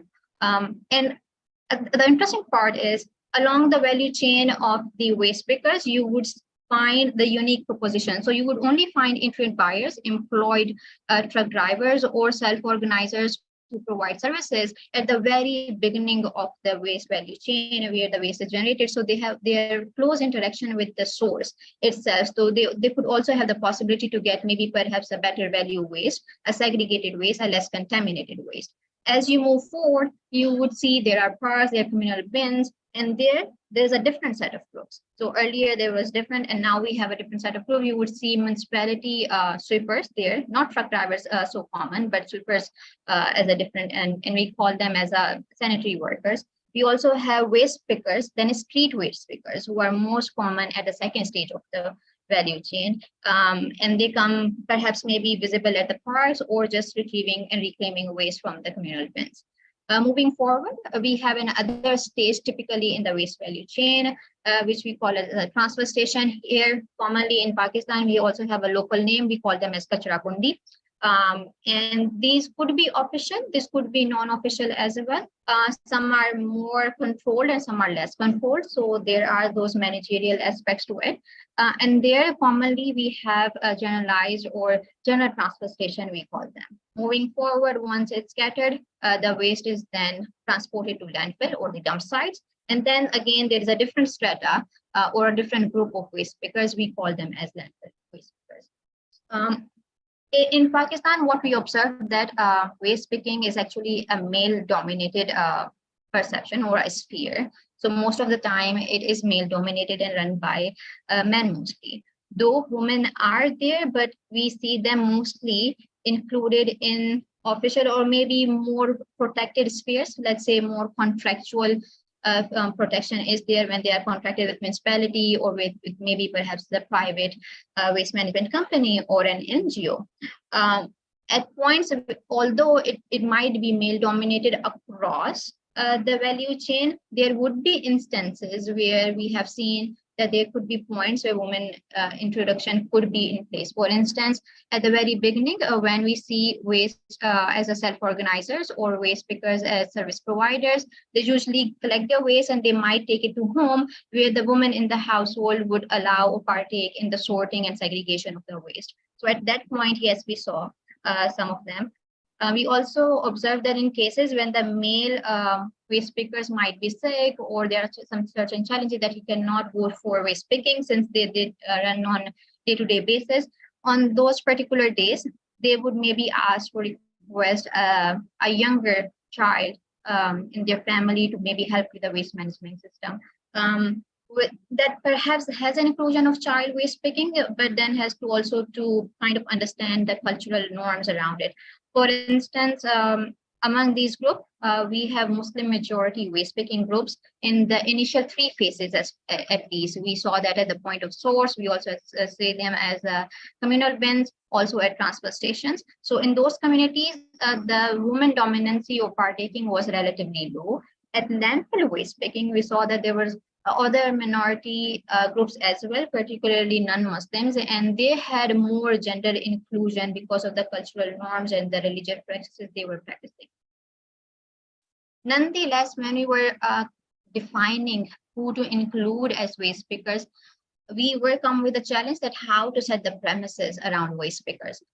So internationally, there is no consensus or no standard definition around waste pickers. So we had this challenge whether we want to identify or include or set our premises around waste pickers as one who would only primarily relying on a waste picking income source. So their whole or primary stream of income is waste picking, or can we also include those who may be doing waste picking once they need additional money, or maybe when they found or come across something of a relative market value, or those who maybe come here now and then according to the seasonality or the needs according to the downturn. So we were presented with this challenge. Is what we observed in case of Pakistan. It is actually very hard to assess this economic stratification, that the onus that or the ratio that how much of each waste picking group is actually reclaiming or relying on a waste picking. In case of waste pickers for a service provider, it was unknown because they also charge for their services, although they are not allowed officially. But since that's the case, they charge somewhere between 200 to 300 rupees, which is around or less than $1. From each household in low and middle income countries. And in cases, they were very flexible, which was a very interesting point, that in case the household, if they provide them with segregated waste, they would lower their fee charges to as low as maybe 50 rupees per day. So that also kind of indicated that they do rely on a waste material. They do kind of appreciate the value of segregated waste. So just seeing them as a service provider and not addressing them as a waste picking, that did not really cater about that. That put us a question. No, we do want to include those who perhaps may be coming in and out and not necessarily relying solely on waste picking, but other aspects as well. Moving forward, we kind of observed that under all of these aspects, we have some are there who come in this waste picking sphere as an individual, or when there is an economic downturn or a challenge, and for some it's a family business. And when it's a family business, they already have certain experiences with them. They have already certain notion and entrepreneurial and economic sense to it, which allow them to not be too exploited at every stage. So in terms of mixed waste stream, we found that the street waste pickers are actually the ones that are more exploited, because they often come as an individual. They have very low sense of even what items to pick and which one has the most value, and they would come across. The ones who are with family businesses, they would already have that sense, or even at the general transfer station, because there are many waste pickers already working in close proximity or premises. So there is a lot of peer exchange or learning, cross-learning from each other. So that's allowed them to be there. So that has been one of the consensus in everywhere. One interesting part we observed in case of Pakistan, that in the literature, the junk dealer, here named as kabadiwala, they are seen as an exploitive entity, a patronage system that kind of like keep a greater share than waste pickers, although waste pickers do the max of the work. They are the backbone of the value chain. But that wasn't the only part of the story. We found that the kabadiwala actually play a very important role in the organization and the structuring of waste pickers. So in cases, since Pakistan does not have any social protection net, by social protection net means if there is a funeral, if there is a death, if there is a marriage happened, or waste pickers in general being poor, they need certain few minutes remaining for the end of the presentation, please. Thank you. So in that case, Kabadiwala would come in and would have them sort and organize. So that's why the organization of the waste pickers, we saw that was almost within the range of 2 kilometer to 15 kilometer in a very close net process. Again, as we have seen that there are several groups of waste pickers, they are also see them as competitors among themselves, and in some cases the alliances, although the alliances part was very low, and most of them see as a kind of competitor with each other. For instance, the waste pickers as service provider, they were not in so good terms or contracts with street waste pickers and waste pickers as service providers. Again, transfer station waste pickers, they would not allow street waste pickers and others to come in their premises.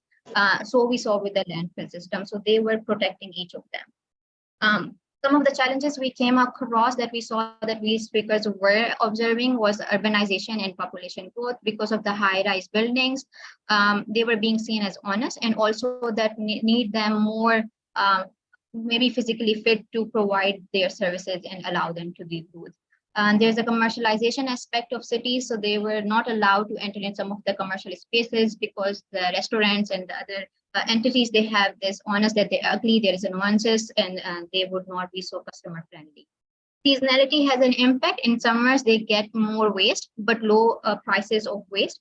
In winter, there are higher market value of certain, let's say, PET bottle, but a lower waste. So when developing an intervention about waste management or waste pickers, it's important to look how you provide the package or how you include those seasonality aspects, because that affect their revenue. Contracting and outsourcing in Pakistan, the waste management is quite politicized. So it really depends upon your connection and network if you can get a contract for waste picking as service provision. And again, we saw their waste management practices, even the provision of door-to-waste waste collection provision that affects waste management or the waste pickers themselves, especially the street waste pickers. Sorry, Sheila, to interrupt you again, because we are really behind time. Yeah, I'm almost done. So. Thank you so much. Thank you. So with that, I'll just conclude and stop sharing my screen here. Thank you, Amani. Thank you so much, Shiza, for presenting the results from your project. It's very interesting, and it's very important, like, to highlight on the role of waste pickers, which is very rare and always neglected in, unfortunately, in this sector. Now we move to reach the final presentation of this session. It is with great pleasure that we welcome our last presenter, Tolulope Omeyeni. Sorry if I'm pronouncing the name wrongly. She's joining us from Nigeria and will be sharing her topic on the assessment of interventions to support waste management circularity transition, a case study of Lagos. Our presenter is from Circular Economy Innovation Partnership, and please, the floor is yours. Please, if we can stick to 8-minute presentation. Thank you so much. We can see the screen as well. All right. Thank you so much, Dr. Amani Malouf, for the introduction. I must confess that I have learned a couple of things from all the speakers that have presented so far. Well done on the great job you're doing. Straight into the presentation. Now, the research, which we'll call SNAP survey, is an assessment of different waste management interventions implemented by initiators in local communities to support waste management circularity transition. Now, for the purpose of this research, initiators can either be corporate organizations, NGOs, or the government. Okay, so there are 5 parts actually, but 4 basic parts of the research. The first is database building. Now, one of the problems identified before the implementation of this research is that there is no data that captures information about interventions, types of interventions, categories of organizations that engage local communities and their locations.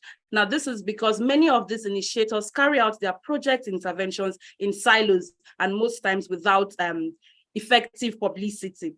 Now, this research was designed in such a way that survey questions captures all of this information. The second part of the research is the position paper. Now, the position paper, otherwise called the short case report, outlines the key themes that were identified in the survey. And of course, it also talked about all of the findings as it relates to the themes that were identified in the survey. The third part is a long case report, and this describes 3 different community engagement and evaluates responses from the project community. Now, the long case report triangulates findings from the database building, which is from the survey, and the position paper to develop a how-to guide, which is the last part of the research. The how-to guide is a practical document that supports project initiators to plan, identify partners and resources to implement their interventions, and also to help them set realistic targets actually for their interventions, and most importantly, to encourage them to share findings about their project interventions here, so that there is a database building put in process. Okay, so prior to these steps, a database of organizations that have responsible waste management mandates was set up from membership of industry association. For example, LAGRA. LAGRA is Lagos Recycling Association, and of course from online searches. So we contacted 86 organizations. However, 52 organizations completed the survey. For the survey, mixed method was used in developing the survey so that we could get quality responses. And the structure of the survey is such that it captures key themes, including types of interventions, nature of interventions, interventions focus, intervention audience, and the challenges faced by initiators. The other step is the preliminary analysis, preliminary analysis. Now, from the data collected from the completed survey, the responses collected was analyzed using descriptive and inferential statistical tools to explore all of the themes that was identified. The next step is the long case. Fast, I want to keep to time. So the next step is long case survey. And this long case survey, like I said earlier, it describes and evaluates 3 different community engagements. Here we interviewed the initiators to have a full grasp of their intentions when designing, planning, and implementing their interventions. We also reached out to community stakeholders that benefited from these interventions so that we could compare and evaluate the impact of the project as compared to the intentions of the initiator. The last step is analysis. So for the analysis of the long case survey, we used saturation approach, we used evaluation metrics and observations to analyze all of the findings from the long case survey. Okay, observations. The research actually we were able to observe about 8 findings, but for the purpose of this presentation, I'm going to be sharing 3 key interesting observations. From this pie chart, we can see that we have the larger portion of the pie chart to be 65% for corporates. Now, this means that corporate entities identify themselves as initiators. Now, this result implies that business organizations are active and the drive towards repositioning waste management in local communities. However, a further evaluation of this corporate respondents shows that almost all the companies are directly involved in the waste management value chain. The next observation from the graph, we can see that the note here is interventions may not necessarily be human-centered. And when I think the 6th presenter was presenting, I felt this research is complementing our own presentation. Now, we see from this graph that the keys here, we have the green to be corporate, blue to be NGO, and the yellow to be government. Now, we saw that a good number across the initiators chose cleanups incentive scheme, and community sensitization as their nature of intervention. Now, looking deep into this evaluation, we saw that not necessarily is it that these interventions are human-centered, because at the long run of evaluation, the environment in general is the target focus for all of these interventions that was carried out. And this suggests that the physical environment and probably volumes of recyclables collected from this community, rather than community, are focal points of interventions.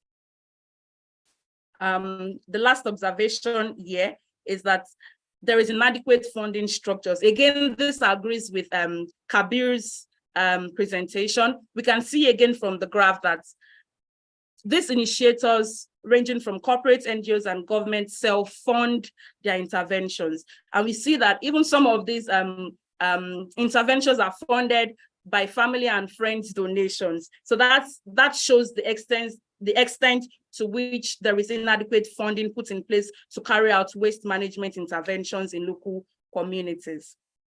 Final notes, I'll say that sustainable and human-centered community interventions require substantial funding. So if we want to carry out sustainable and human-centered interventions, we need a lot of funding. And this cannot be assumed to be commercially viable. That means these interventions cannot be assumed to be commercially viable investments, even if there are commercial motivations for engaging with communities. A good recommendation here will be that blended finance and other pool of resources should be made available for initiators that carry out waste management interventions in local communities. Thank you for listening. I'll be available for questions. Thank you. Thank you so much, Tolu, for your great presentation. It agrees a lot with what was presented earlier from Anissa. I suggest that you sit together also during this conference and collaborate for better waste management in Nigeria. So now with that, we conclude this session. This is the first session and we had 8 speakers. And thank you all for the speakers for participating in the conference. The presentation in session 1 have been excellent, making it challenging for us to select the best presenter. Thank you for your outstanding contribution and for the audience for engaging with us. Please, you can keep on sending your questions for the last presenters of this session. Now let's proceed with the second session of the conference. I leave the floor now to my colleague, Dr. Aziz Islam, co-chair of the Research and Innovation Working Group, who is going to moderate this session. Welcome, Aziz. The floor is yours. Hello, everyone. Thank you so much, Awani, for the nice introduction. My name is Aziz. I'm the co-chair of the Research and Innovation Working Group and working as an assistant professor of instruction at the University of Texas at Arlington. So I'm going to moderate this session. So welcome, everyone. We are about to start the second session of the abstract competition. So we are very lucky to be joined by 9 speakers. Please remember to submit your questions through the chat and include your name. The speakers will answer you through the chat panel. We ask all speakers to closely pay attention to the chat box and please answer the questions. I would like to welcome our first presenter, Marcelino N. Luna Jr. from Philippines, whose presentation title is Community-Based Design Compost Processor, its Economic and Environmental Impact Assessment. So Marcelino is from St. Louis University, Philippines. Marcelino, you have the spotlight. Thank you, Dr. Islam. Greetings from the Philippines. I'd like to share my screen.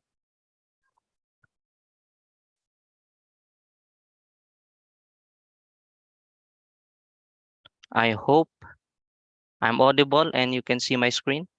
Yes.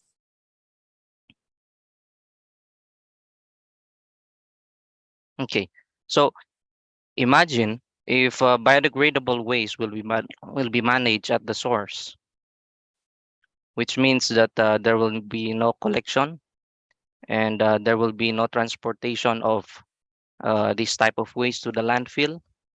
So it will be very beneficial if this will be managed at the household level. This will be beneficial in terms of economics and environmental as well. So today, I'm going to talk about the community-based design compost processor, focusing on the economic viability and environmental impact assessment. I am from School of Engineering of St. Louis University, Philippines. You know that biodegradable waste is the largest in terms of our municipal solid waste. And this becomes a problem if these types of waste will be mixed with other types of waste. And so it will cause environmental degradation due to its toxic byproduct, which can cause, because of its leachate, it can cause pollution to our groundwater. And if it's directly applied to the land, it will degrade the land quality. And so to overcome this problem, I will present to you this device, community-based design compost processor, that will manage the biowaste at the household level or at the source, that will produce and convert the biodegradable waste into a valuable organic byproduct. Now, the focus of these types of this study is on its economic viability and environmental impact assessment. So the calculation of economic and environmental impact assessment will be very important, especially if it will be determined as a worthwhile strategic solution for this type of waste. What makes this device interesting or system interesting, it is that its community-based approach. According to World Bank 2019, community involvement is one of the keys for a successful waste management. And this type of system was based on the preferences of the community, of the stakeholders, of the household. Before that it will be fabricated, the preferences of the stakeholders were incorporated in its early design stages. Another what makes this interesting is that it's continuous mode of operation. Many of the composter is a batch mode operation, but this is a continuous mode, meaning that it is continued because of its continuous feeding due to its two-stage operation. And it can be scaled up because of its its operationability. It can be scaled up to different scenarios. Okay, to achieve the objective, scenario-based analysis was conducted in terms of its economic viability. So there are two scenarios that were done in this activity. We have the scenario A, or the barangay level scheme or the village level scheme, wherein the residential areas produce biowaste, and this composter will be able to manage and convert the biodegradable waste, and it will be as this waste will, or the compost byproduct will be centralized and will be processed. There will be sieving and screening and packaging, which means that on the barangay level, it will be marketed to private or public sector. So the other scenario, which is the household level scheme, will be on the household level operation. That after the biowaste were generated and converted into a valuable byproduct, the household is directly direct in the operation, especially in the marketing to public or private individuals. On the other hand, in terms of its environmental impact, we have computational analysis that were conducted using the Institute of Global Environmental Strategies, and the Intergovernmental Panel for Climate Change. GHG emission were calculated, especially the GHG avoidance in terms of transportation, and GHG emission in the landfill, GHG emission in composting, and avoidance due to the potential replacement to the synthetic fertilizers. And so the key findings of this study in terms of economic viability is that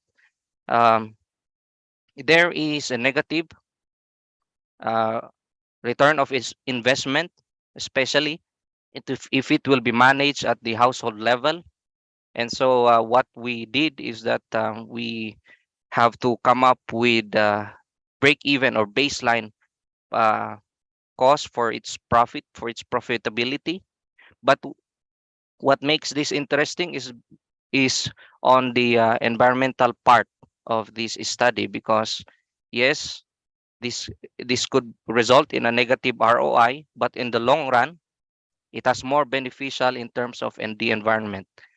And there is also, if it will be marketed to private, it will be an additional income generating activity for the household. And cost saved from transporting bywaste to the landfill is also enormous. It's around, if it will be converted into dollars, $300,000 per year.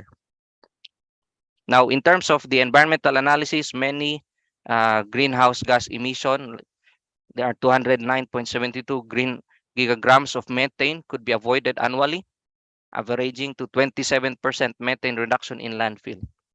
Also, there will be evaded GHG emission of 28.72 kilogram of carbon dioxide equivalent per ton of bywaste in terms of hauling and carrying of bywaste to the landfill disposal sites. In addition, 0.02 gigagrams per year of GHG emission could be saved due to the potential use of compost as soil conditioner amendments. So the overall greenhouse gas. Sorry to interrupt you. You just have 1 Yeah. minute left. Okay. So the overall net GHG results led to negative values, which means substantial potential savings can be attributed. So key takeaways here is that every sector needs to recognize the important role of decentralized composting in sequestering carbon and improving degraded soil. This also will be beneficial to the achievement of climate neutrality by 2050 due to the negative net GHG emission.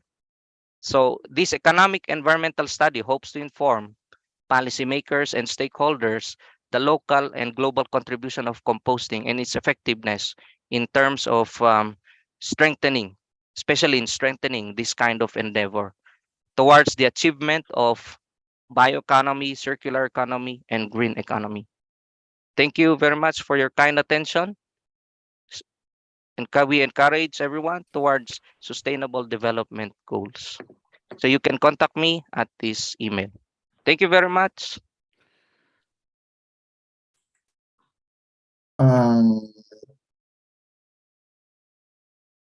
Thank you so much, Marcelino, for the excellent presentation. Now we will be hearing from Mohit Somani from Oslo, Norway, whose presentation title is Assessing the Performance of Biocover in Methane Emission Control at Old Landfills. Mohit is from Norwegian Geotechnical Institute. Mohit, the floor is yours. Thank you. Can you see my screen? Yes. Yeah. So most of the speakers so far have talked about not sending biodegradable waste to the landfills. But in this presentation, I will give some solution to what if the biodegradable waste has already been sent to the landfills. So the title of my talk is Assessing the Performance of Biocover in Controlling Methane Emissions from Old Landfills.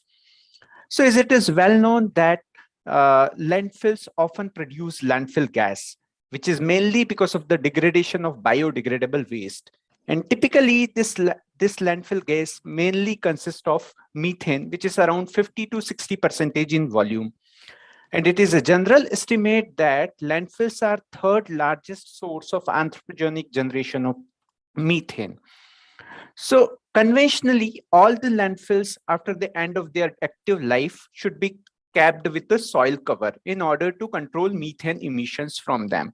But it has often been observed that even after covering these landfills, there is a fugitive emission of methane. So in this project, which was carried out as a part of my previous postdoctoral program, we have assessed the feasibility of landfill biocover to reduce methane emissions, to reduce fugitive methane emissions from landfills. So biocover is mainly a type of substrate which can degrade methane at the site itself. So in this project, we have used landfill fines as a substrate in order to reduce methane coming out of the landfills. You know, like methane can be degraded easily into CO2 by some aeration and by some kind of, methanogens. So in the literature, people have used several material as a methane degradation substrate in order to reduce methane from the landfill itself. But the beauty of our project was that we have used waste material itself to control methane emissions from the landfills. So the landfill fines, which are derived from the landfill mining process, were used as a methane degradation substrate layer or biocover layer in our approach. So the main objective of this research was first to assess the laboratory feasibility of landfill fines as a cover substrate by performing batch incubation testing, and second was to assess the long-term monitoring of the methane degradation layer in order to reduce methane emissions from an old landfill. So the site was located in an island at a place called Estonia. So the first approach was to extract out landfill fines by the process of landfill mining. So we have collected around 80,000 tons of landfill fines with the process which is shown over here. So this was the landfill site, and we have performed the process of landfill mining, and finally this fine fraction was collected and its suitability as a biocover material was assessed. So this material was characterized on several aspects which are listed in the regulatory protocol to make its feasibility assessment to act as a biocover layer. So several analysis was carried out by performing its heavy metal analysis, by analyzing its respiratory activities, LOI, pH, etc.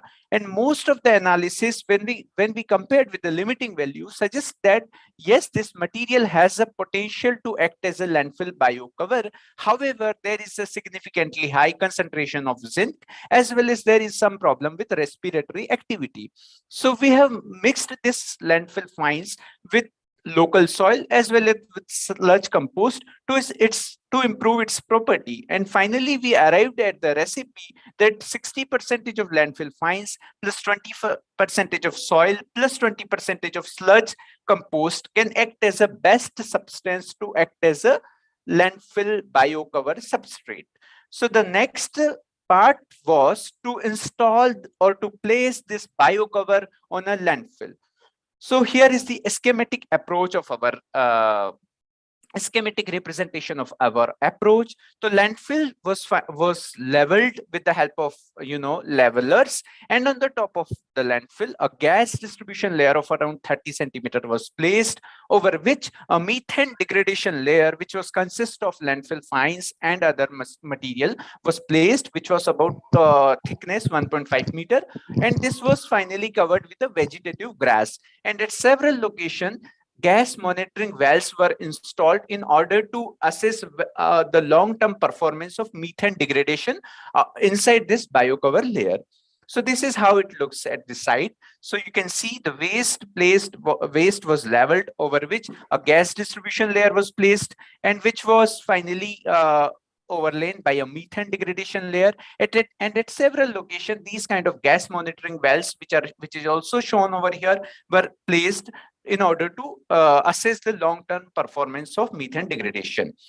So after the placement, the next task was to monitor the efficacy of this biocover. So at a regular interval, emissions from the top were measured. You can see from the pictures that during snow or during summer and during rainy season, we have collected observation or recording of methane emissions from the top of the biocover. And what we have observed that initially, when there was no biocover at the site, the emission were 350 tons of methane per year. which reduced down effectively after the placement of this layer. So you can see that methane emissions were only concentrated at the center. That too, I mean, like the extent was not very wide. Similarly, at 50 centimeter down the biocover layer, there was, you know, significant amount of methane, but so this was the surface emission measurement of methane coming out of coming on the top of the biocover layer after 2 years of its installation. Then a long-term monitoring with the help of gas monitoring wells, which I have already shown in the previous slides, was also carried out, and the results are projected over here. So you can see that there was a concentration, there was a significant decrease in the concentration of methane. So here initially it was 60 to 70% of methane, which reduced down to less than 5% after the placement of this biocover layer. So it shows that yes, these landfill fines have a potential to degrade methane into CO2 and other substrate. And the depth-wise analysis of this methane degradation also shows that in the top 20 centimeter, the reduction was, or the degradation of methane was very high, whereas in the bottom it reduces down, which was obvious. And then in order, yes, reminder, you have just 1 minute left. Yeah, I'm winding up. So in order to prove our hypothesis, we have also carried out the microbiological assessment of this biocover substrate. And this microbiological analysis shows that there is a significant presence of methanotropes, which are the bacteria which can degrade methane easily. So yes, the presence of methanotropes help methane to degrade into CO2. And the conclusion derives are listed over here. In a nutshell, yes, there is a potential of waste material to degrade methane coming out of the landfill, and mainly because of the presence of microorganism. And thank you. So this is how the landfill looks after the placement of biocover on the top. Thank you so much. Thank you, Mohit, for delivering such an educational and insightful presentation. So to everyone, please feel free to share your questions and comments in the chat box. We ask all speakers to kindly remain until the end of your session to address specific questions. Let's have an engaging and interactive conference.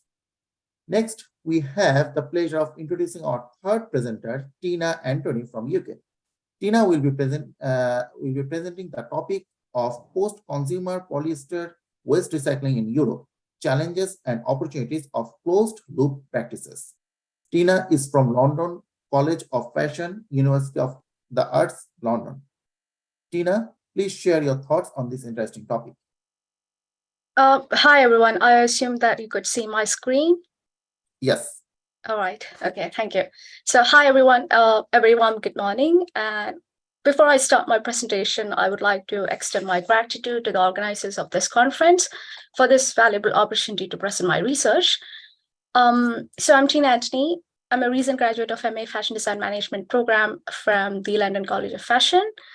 I'm here to share my insights and discoveries on my research, post-consumer polyester textile waste recycling in Europe, the challenges and opportunities of closed-loop practices, which I've been passionately researching for the past few months.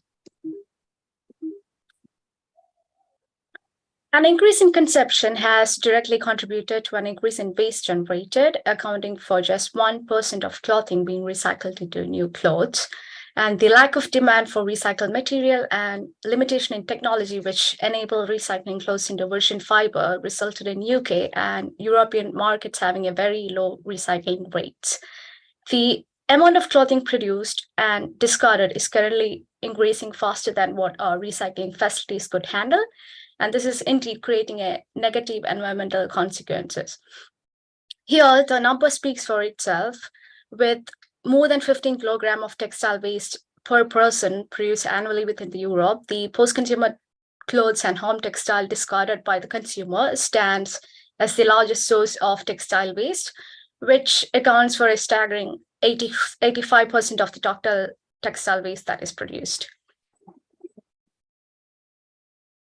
Before we move into the objectives of this research, it's important to understand the prevalence of polyester. Globally, 109 million tons of fibers were produced in 2020, of which 52% were like polyester. Now, the materials are a central unlock for circularity, and their selection needs careful consideration alongside the technology and infrastructure available to handle them. Many brands have introduced circular initiatives to address this material in their clothing, but the overwhelming majority still rely on virgin fossil fuel-based materials such as polyester. As the demand for recycled fiber is increasing in popularity, more brands are increasing their recycled content. And in 2020, the market share of recycled polyester was 15%. But this increase in recycled fiber is mainly attributed to recycled PET bottles, or the plastic bottles, which is made up of majority of the recycled feedstock. And here the PET bottles or the plastic bottles fail to address the need for textile to textile recycling and doesn't really stimulate fiber to fiber recycling within the polyester textile landscape. Despite the limited global capacity to recycle the polyester clothing, the fashion industry is intending to double the use of polyester by the year 2030.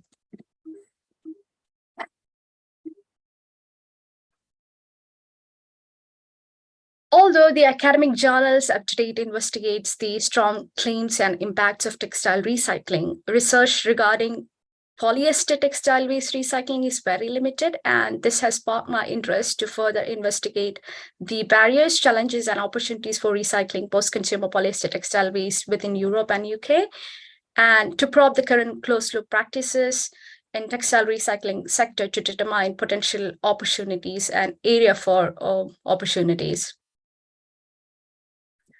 And for this research, a comprehensive literature review was conducted to capture the main topic of global textile waste recycling and the polyester landscape. So this included most recent and credible academic journal, technical papers, and reports. The existing landscape of post-consumer textile waste, along with the critical analysis of key theories concerning textile waste and closed-loop practices within academia, was analyzed, considering how it can be utilized to achieve a closed-loop ecosystem within polyester to overcome the existing barriers and challenges. For this research, 11 industry professionals from various backgrounds within textile were interviewed. It was semi-structured interviews, and narrative inquiry method was utilized. After the interview, a thematic analysis of the interviews were conducted, and patterns were interpreted using the thematic analysis approach.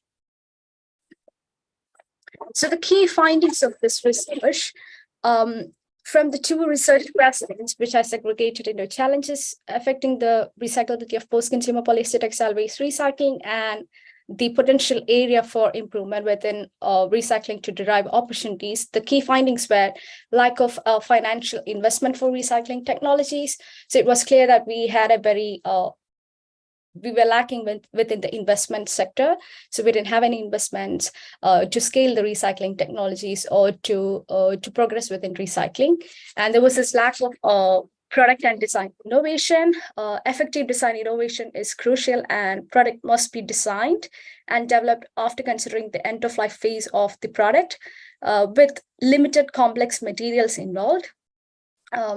Also, we had like significant barriers to sorting. So sorting and collection were like very limited. People end up putting their waste in textile waste, especially textile waste ends up in the household garbage bin. So this was also a major barrier that was affecting the recyclability of the polyester textile waste. The lack of directional policies to elevate textile circularity. So it was also clear that lack of policies such as EPR, which is implemented by France and recently by Netherlands, UK or many other European countries did not have any policies that would stimulate textile recycling for collection or for manufacturing or anything. So lack of policies were also a major barrier that was affecting the recyclability of polyester textile waste. The potential area for improvement were cost efficiency and commercial viability. So in order to scale the recycling technologies, we need technologies that are commercially viable, and essentially it's required like right quantity of feedstock. The feedstock is really expensive when it comes to virgin polyester, so right quality of feedstock and availability of feedstock at the right point of time is also very much essential. Fiber to fiber recycling.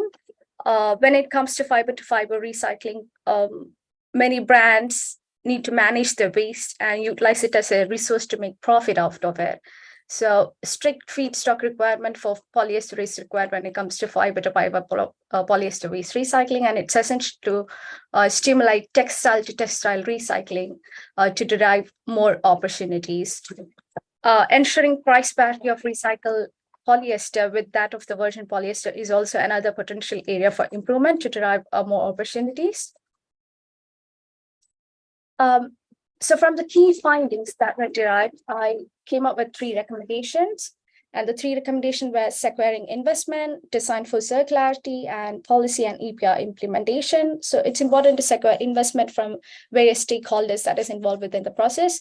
And design for circularity, it's essential to design products by considering all the aspects of people involved in it, from the manufacturing stage to the end of life phase.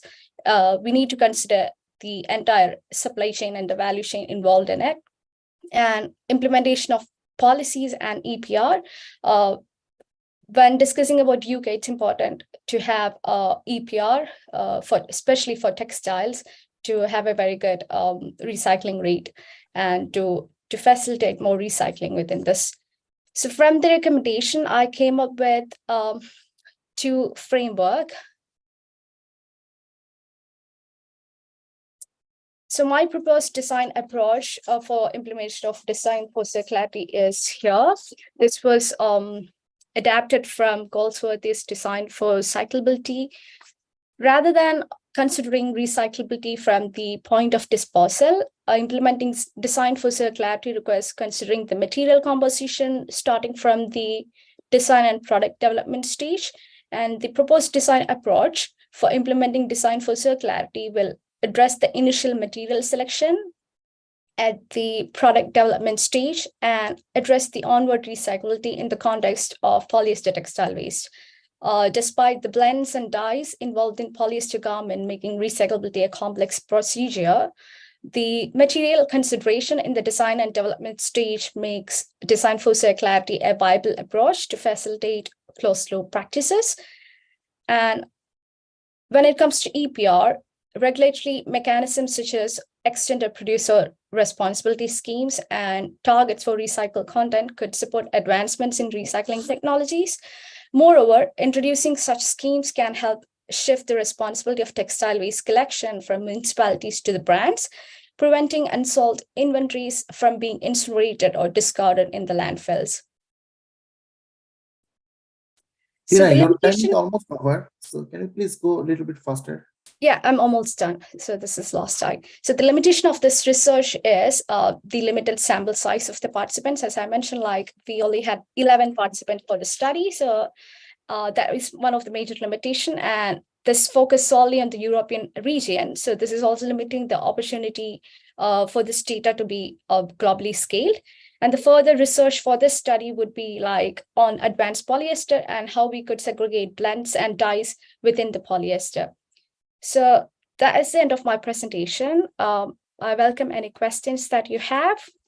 Thank you. Thank you so much, Tina, for the excellent presentation. Please join me in welcoming our 4th presenter, Milan Totali from the UK.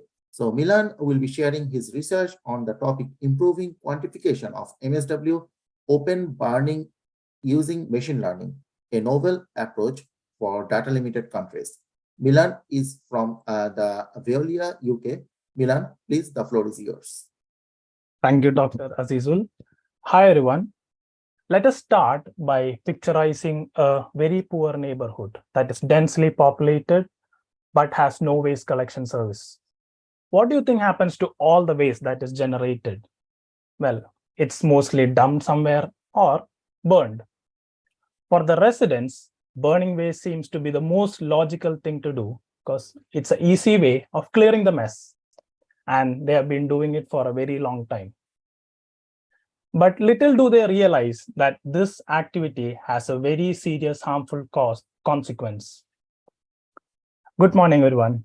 My goal today is to share what I've learned about open burning, give an overview of a machine learning technique that I've developed to measure the extent of open burning. But most importantly, it's to raise awareness about this burning issue. Now, before we go into the machine learning part, let's try and understand what open burning of waste means. It is a very crude activity which involves burning waste at low temperature without much mixing and without proper air circulation, producing a large number of unpredictable products that are harmful for the health and the environment. A number of factors actually contribute towards this action, which involves lack of collection services, social norms, and even policies at a government level that recommend burning of waste to avoid a sore sight on the streets. Now the bigger question, how much waste do we burn? Well, that's the tricky part. The best estimate is that 40% of the population burns waste, but we are not sure because of the lack of data and the resources towards the sector.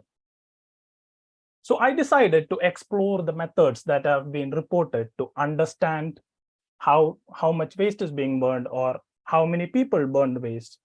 So I did a systematic search review of the literature to understand what methods were available, what were the limitations, if I could do something to improve the methods and fill the gap, for which I use machine learning. Of the studies that were selected, I noticed that the estimate of burning was either presented as a prevalence of practice, which is basically telling us how many people burn the waste within a population, or the amount of waste that is being burned, as in the quantity. The methods varied from saying taking assumptions by experts or doing surveys through questionnaires, doing field observations, doing distance sampling method. But what was striking was all these methods were trying to find a common element, which was trying to understand what fraction of the population is actually burning the waste.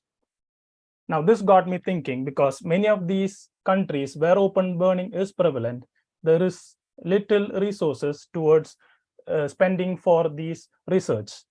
So what if we could use the existing data and try and find what is the fraction of population that burns waste? This led me to think and model the whole behavior of open burning. Essentially, open burning is a behavioral decision that is made by the individuals based on the situation they are in and depending on a number of socio-economic factors. What if we could model this behavior based on the number of socio-economic factors? So I hypothesized that and selected a few factors that have been reported in the literature to be correlated to the activity of open burning. For instance, a household is more likely to burn if their waste is not collected, if they are located within a rural community, if the education level of the household is very low, and also they belong to a particular social strata which is not capable of paying for their space services.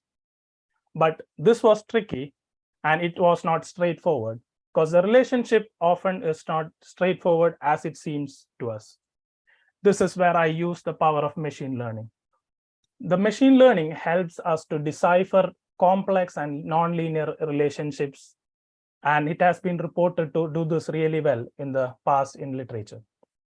So in a nutshell, without going in too deep of machine learning, what it basically does is we give a data set, a historical data set to the machine, and ask it itself to learn if there is any pattern between the factors and what happens if these factors do come in congruence and what happens to the action. So basically, we are asking it to learn from the data that we provide and decipher a pattern and then predict the future. So I fed the algorithm. I used 3 algorithms, and I fed the algorithm with almost 25,000 data points, of which randomly 80% of the data was used to train the model. And then the remaining 20% was used to predict and test how efficient the model is. As you can see on the right, the decision tree model gave a prediction at the accuracy of almost 90%, which showed very promising results. Now it was time to test the actual model on a different data set from a similar kind of rural environment. So instead of teaching the algorithm, I gave it a new set of data about the socioeconomic factors and asked basically to find me the result of how much fraction of population actually burns the waste. Now, as you can see on the right, the results were really promising, especially for the decision tree, which had a very high accuracy. The machine learning outcome was comparable to the actual surveys that were conducted for the same data set, for the same socioeconomic setting and the same study area using survey or census. Now, this is all exciting for me because this gives a new opportunity that has not been explored before to understand this very complex and often harmful activity that is hiding in plain sight. This is also exciting because if we have a bigger data set and if we can include a lot more algorithms, especially the latest deep learning techniques, to decipher the relationship between these factors, and then if we could predict, we could create policies in place that could overcome these behavioral challenges. Now, in summary, in summarizing the whole thing, open burning is a harmful activity for us and for the human beings. It is very difficult to measure it at the extent of open burning because there is little data, and also it is an activity that is often done hiding in plain sight. But it also gives us an opportunity to use latest techniques like machine learning to measure the extent of open burning, understand the implications, and create policies that could combat this issue. After all, as the saying goes, what gets measured gets managed well. Thank you.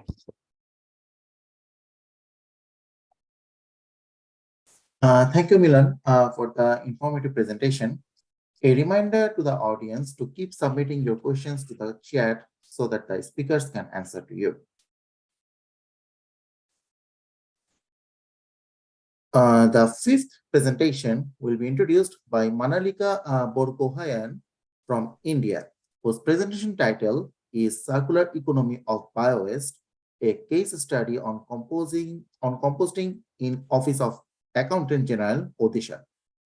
Manalika is from the Indian Audit and Account Service, Government of India. Manalika, you may now take the stage.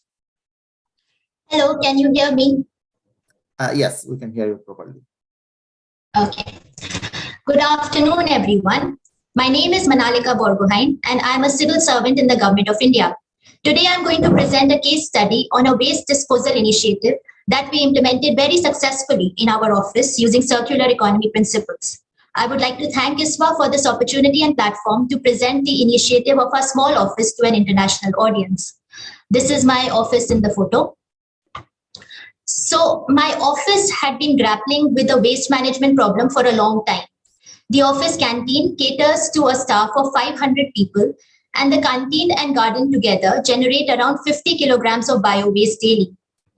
Earlier, the garbage collection agency would be paid according to weight of the garbage, and so every little scrap of garbage was valuable for them. But then the municipal rules changed, and the garbage agency is now paid a fixed rate per day. Since this new arrangement was not as profitable as the previous one, the agency became erratic and unreliable. Bio-waste from office canteen would be left outside the office for days without being collected, which was unhygienic, caused foul odor, and attracted stray dogs. This prompted us to look for possible solutions to the problem of bio-waste management. Now, one thing common about government offices around the world is that they are usually short-staffed and underfunded. So our primary concern was that the solution should be cost-effective, easy to implement, and sustainable over the long term. Being environmentally friendly was not our concern at this point. We just wanted to get rid of the garbage in the office with minimum effort and minimum cost. After carefully reviewing various options, we decided to adopt composting as the preferred solution to the waste management problem. Composting means converting organic matter into nutrient-rich soil through aerobic microbial activity. By composting the bio-waste in situ, we would produce nutrient-rich, humus-like compost for the office garden, which meant efficient management of available resources, something that government offices really love. Secondly, the office would be able to manage its canteen bio-waste without depending on an external garbage collection agency. Last but not the least, composting is a very low-cost, low-maintenance activity requiring negligible investment, which is again perfect for a government office. So as it turned out, the environmentally friendly option was also the most suitable solution for our needs. However, identifying a suitable solution was only half the battle. We also had to navigate a few challenges. One, coordination between canteen staff and garden staff was a big challenge because both parties have their own duties and were not used to communicating with each other or working together. Two, there were misconceptions among the staff that composting was unhygienic and would cause foul odor in the office premises due to putrefaction. And the third challenge was that the staff would have to be motivated to segregate the waste each day, which was going to be an additional item of work for them.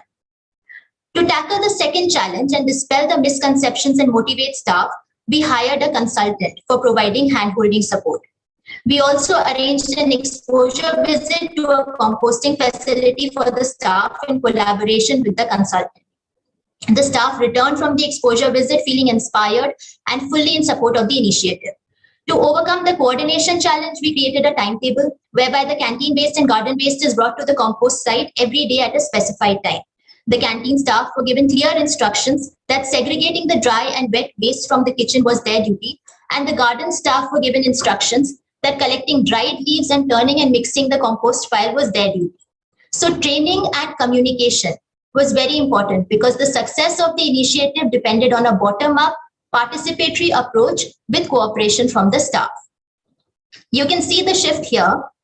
Earlier, the unsegregated waste would be left out in the open and no one would take responsibility for its safe disposal. But once we adopted this composting initiative, the canteen and garden staff have taken on a leadership role in day-to-day management of bio-waste disposal in the spirit of our waste, our responsibility.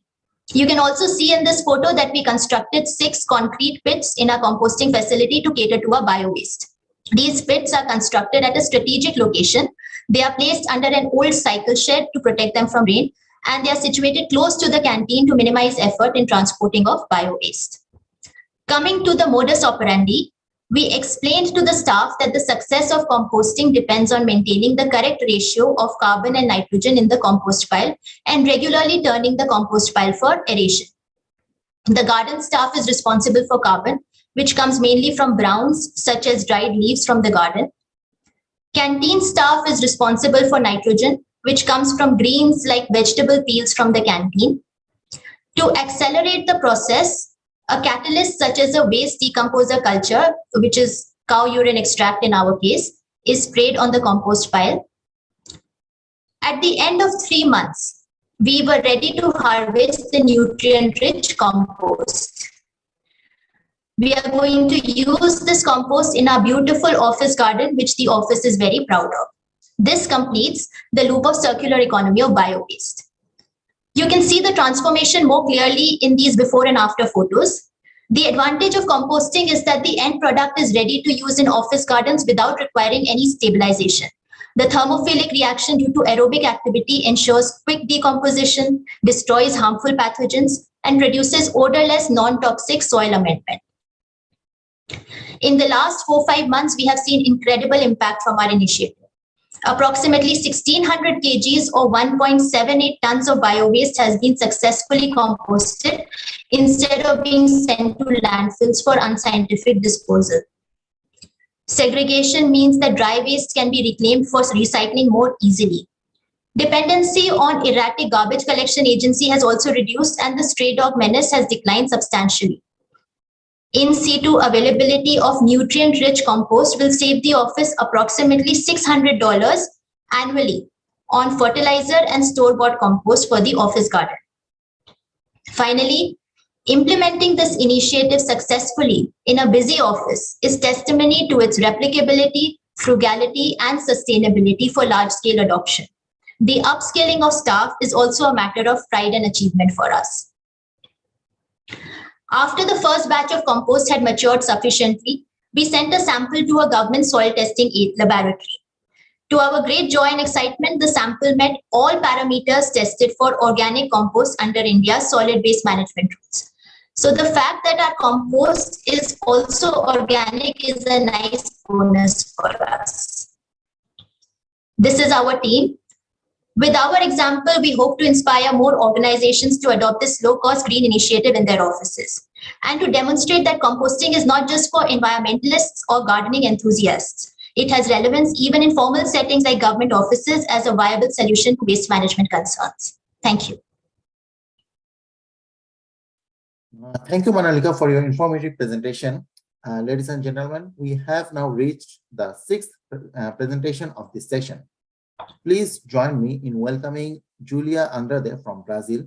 Julia will be presenting on the topic of evaluation of construction and demolition waste management in the Piracicaba, Capivari, Jundiaí river basins. Julia is from the School of Engineering of São Carlos at the University of São Paulo. Julia, please, the opportunity to speak is yours. Thank you for the introduction. Can you see my screen? Yes. Okay. Hello, everyone. It's a pleasure to be here and present my work entitled Evaluation of Construction and Demolition Waste Management in the Piracicaba, Capivari, Jundiaí river basins.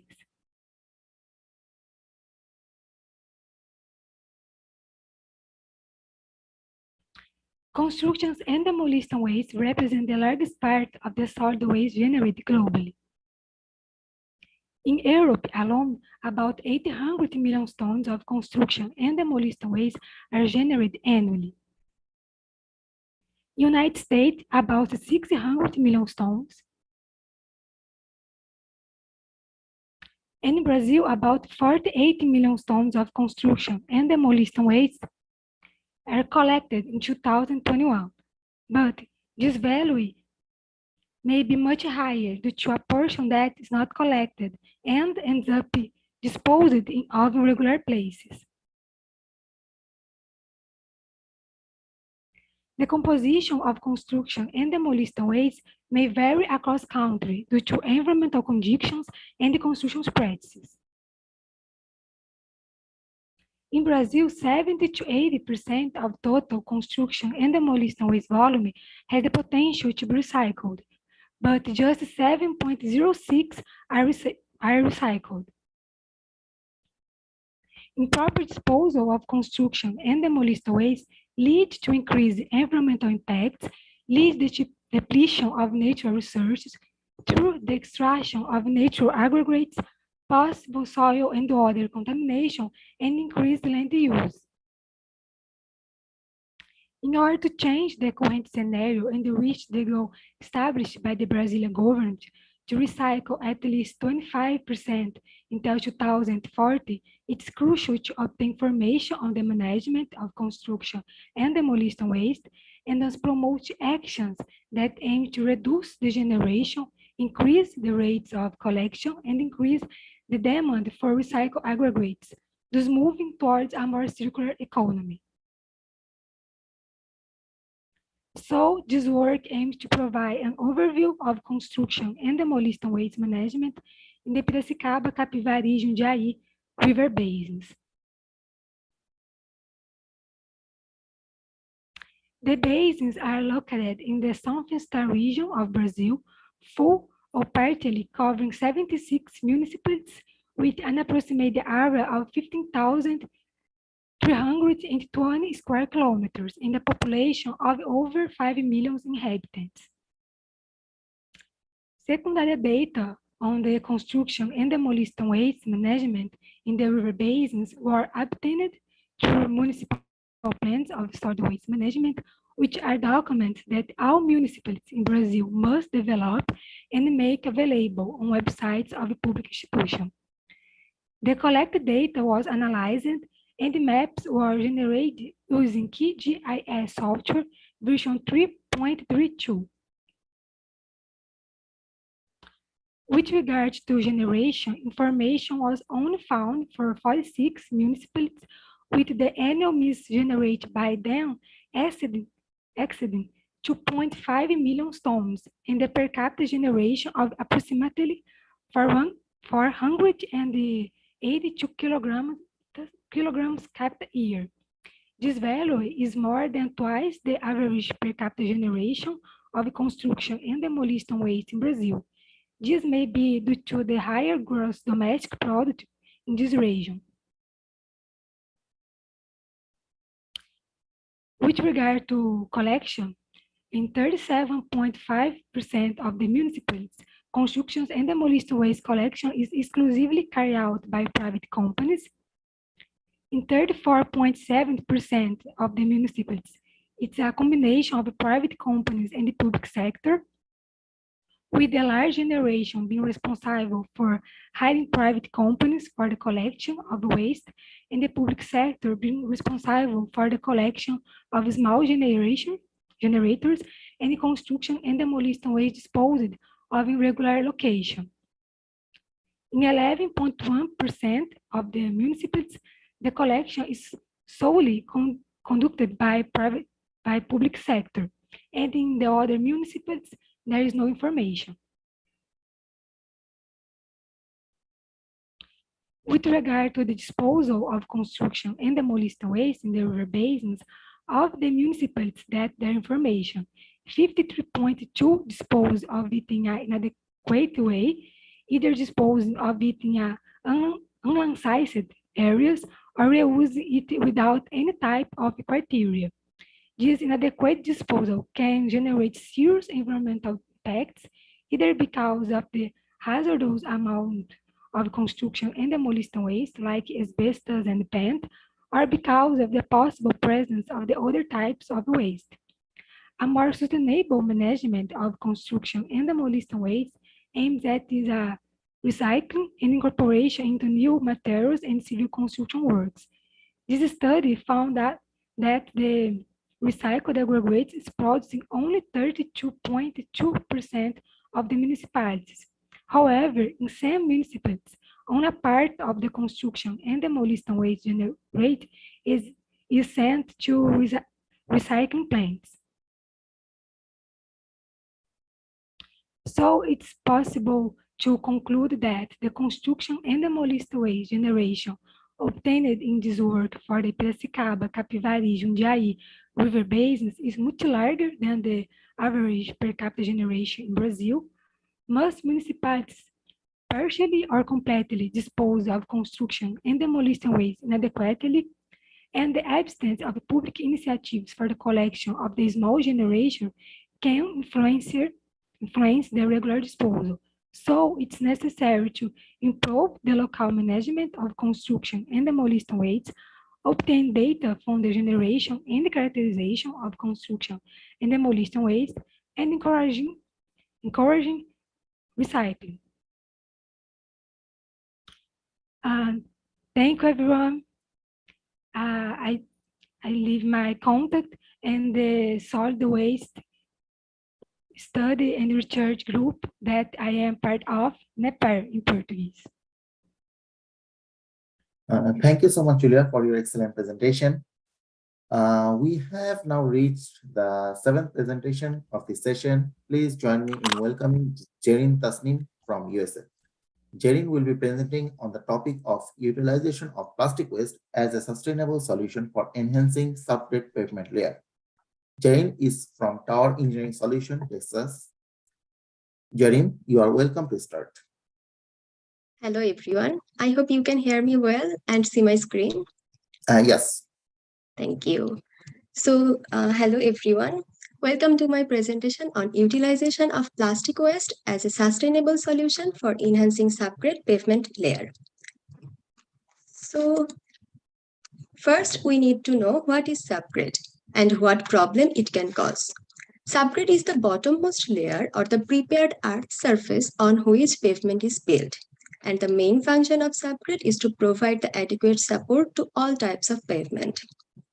So if the subgrade soil is poor, it can directly cause damage to the surface of the road or embankment, such as road pavement defect or even the failure of the embankment, as you can see from this picture. So to fix the subgrade problem, several methods have been used, but they are very expensive.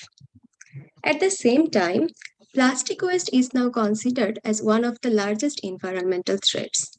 The whole world is producing 400 million tons of plastic every year, where USA alone is generating maximum plastic as a country, and the amount is 42 million tons. However, the recycling rate of the plastic has not kept pace, and it is not keeping pace with the increased production. In USA, only 4% of all plastic that has ever been produced has been recycled, 19% has been incinerated, and the rest 73% of the plastic has accumulated in landfills or dumped in the environment. So, to solve this problem, utilizing and turning most of the non-recyclable plastic waste into construction material is a potential solution. So this is our experimental program where we have tried to use the plastic as one of the subgrade material. So this slide shows the detailed experimental program for this research. First, we will collect we collected the soil and plastic, and then the soil was classified according to USCS classification system. Then USCS, the unconfined compressive strength test, permeability test, and swell test were performed for the soil alone and also for soil mixed with 2%, 3%, 4%, and 5% of shredded HDPE, PP, and PET.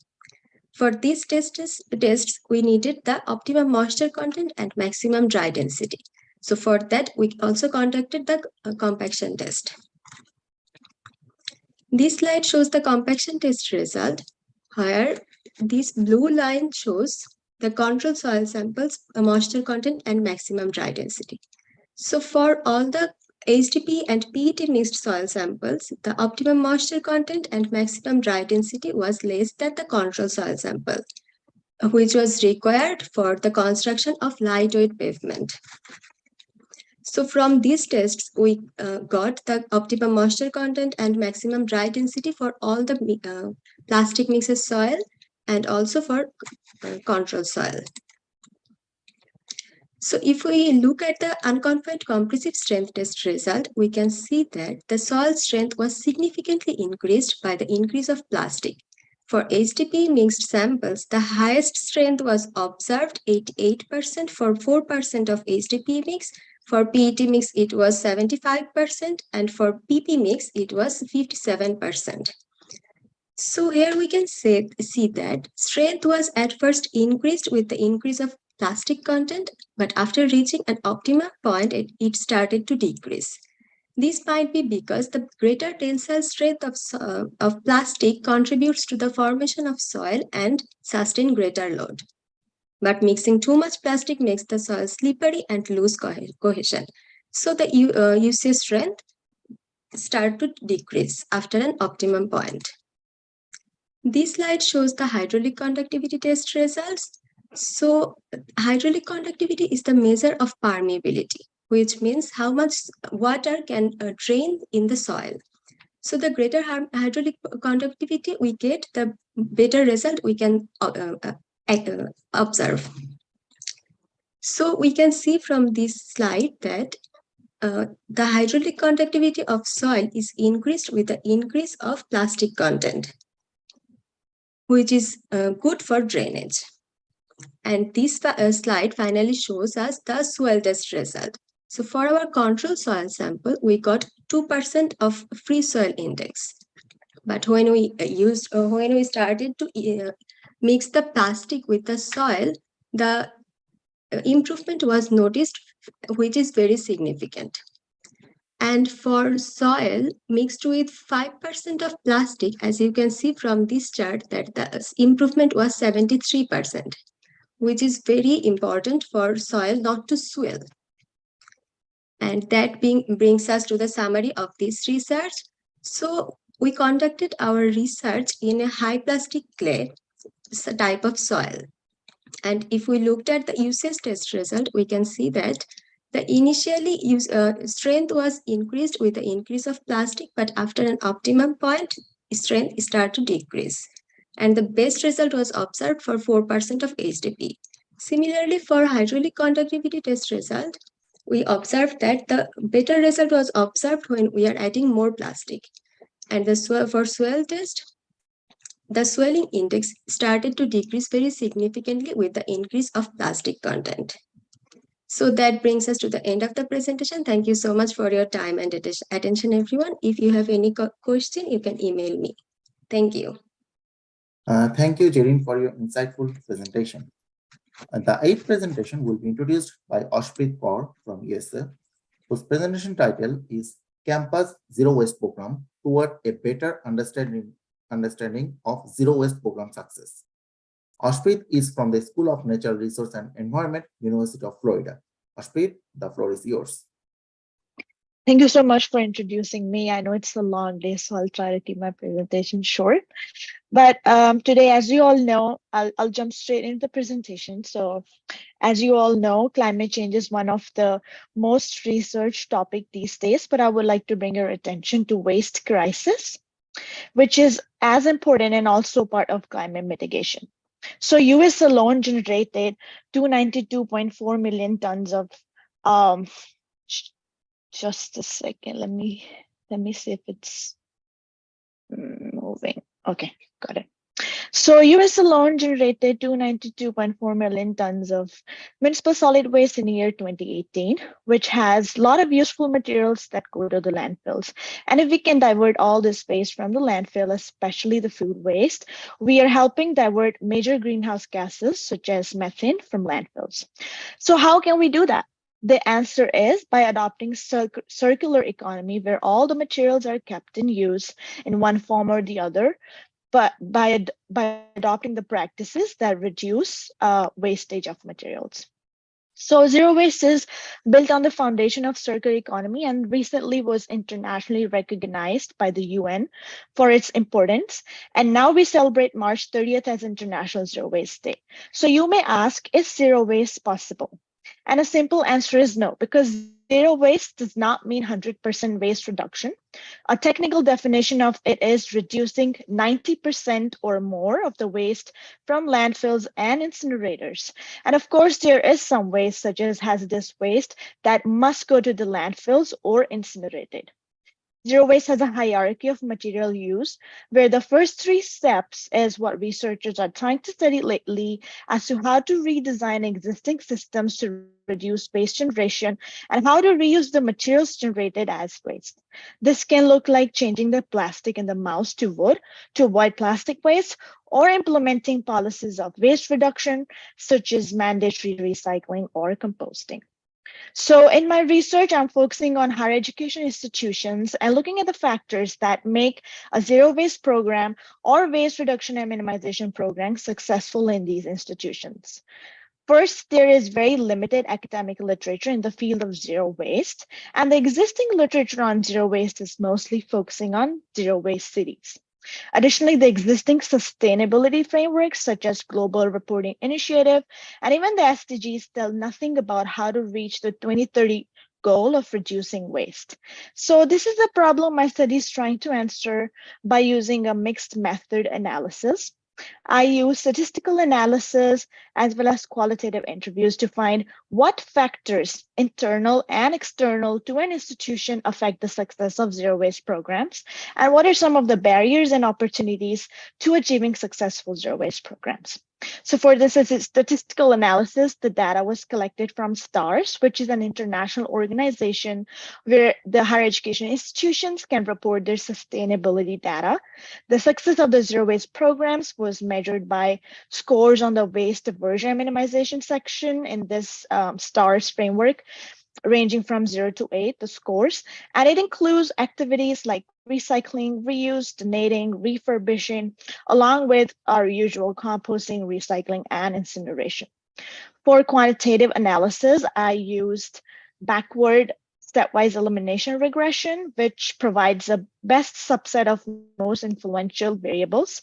So the results showed that institutions in the west of the US, west zone of the US, such as California, Washington, and the doctoral level institutions and public institutions have higher scores than others. And it's, as based on literature, is mainly due to more funding availability to these institutions.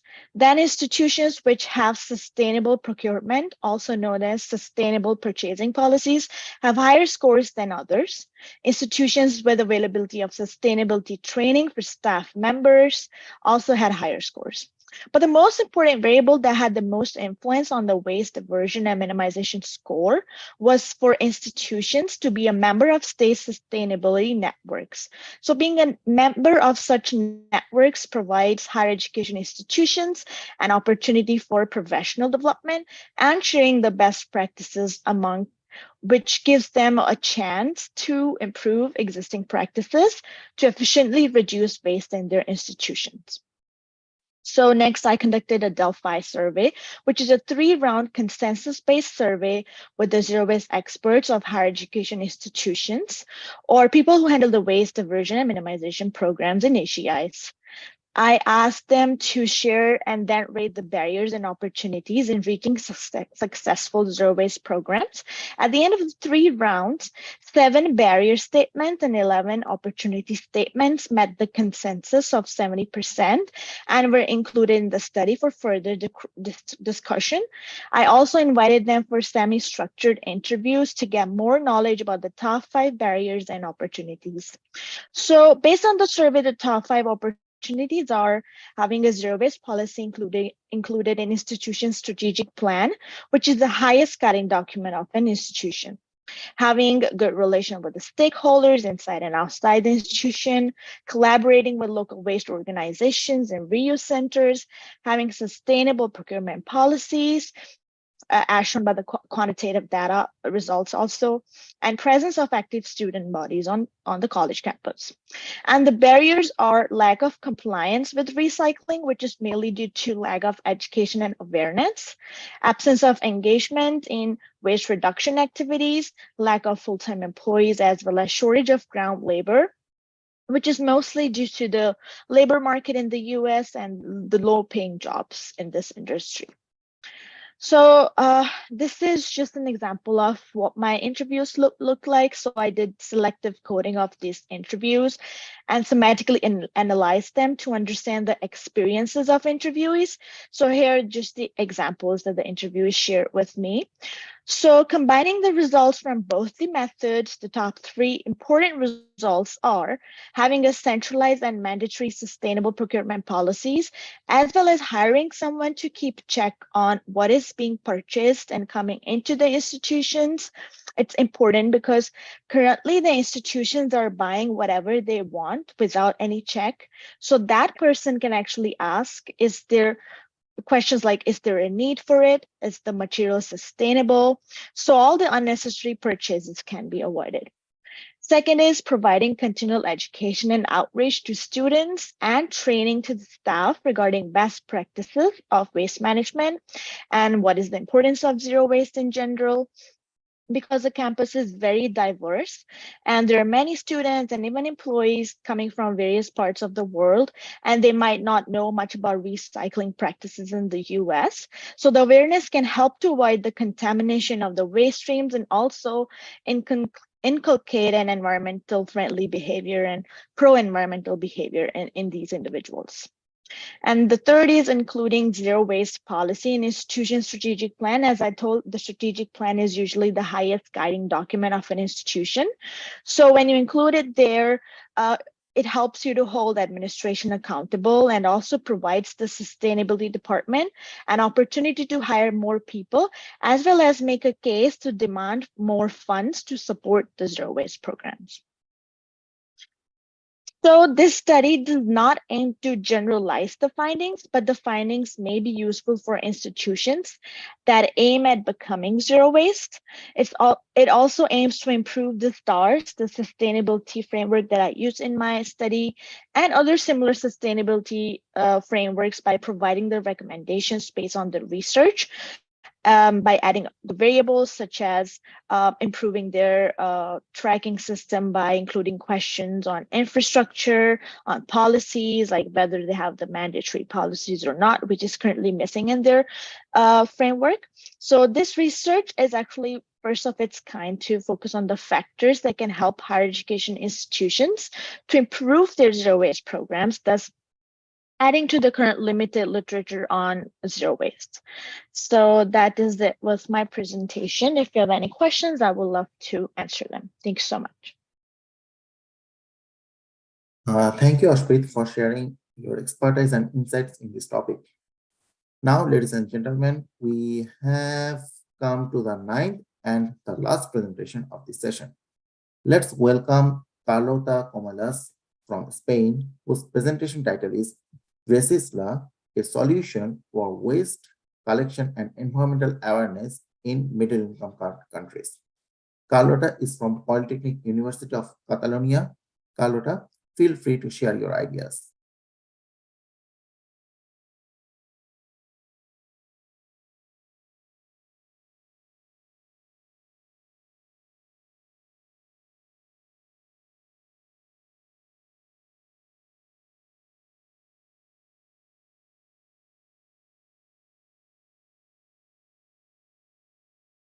Carlota, we can't hear you. So there must be something.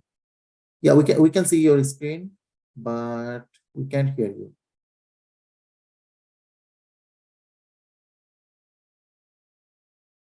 Still nothing. Can you please check your audio?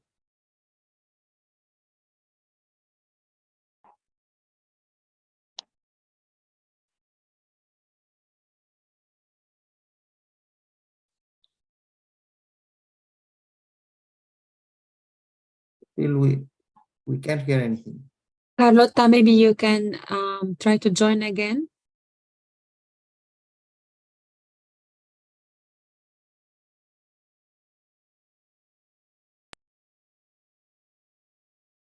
We are having some technical issues, so let's wait for some time for Carlota to rejoin.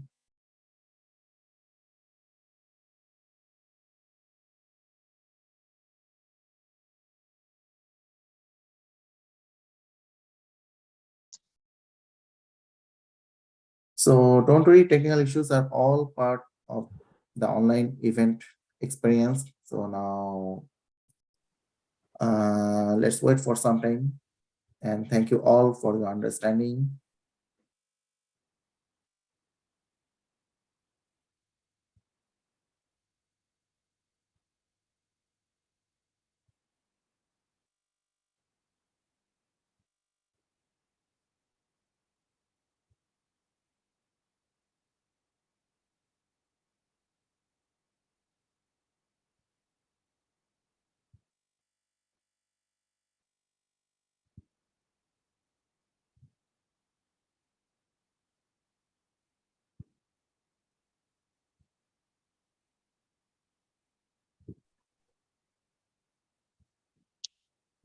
Carlota, what about now? Still, we can't hear anything.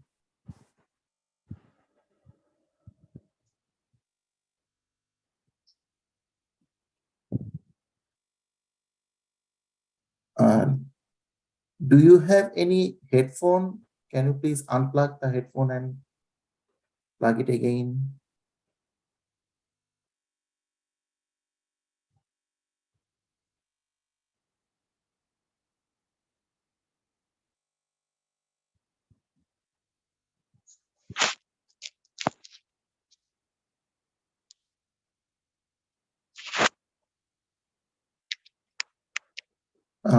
Hello, Carlota.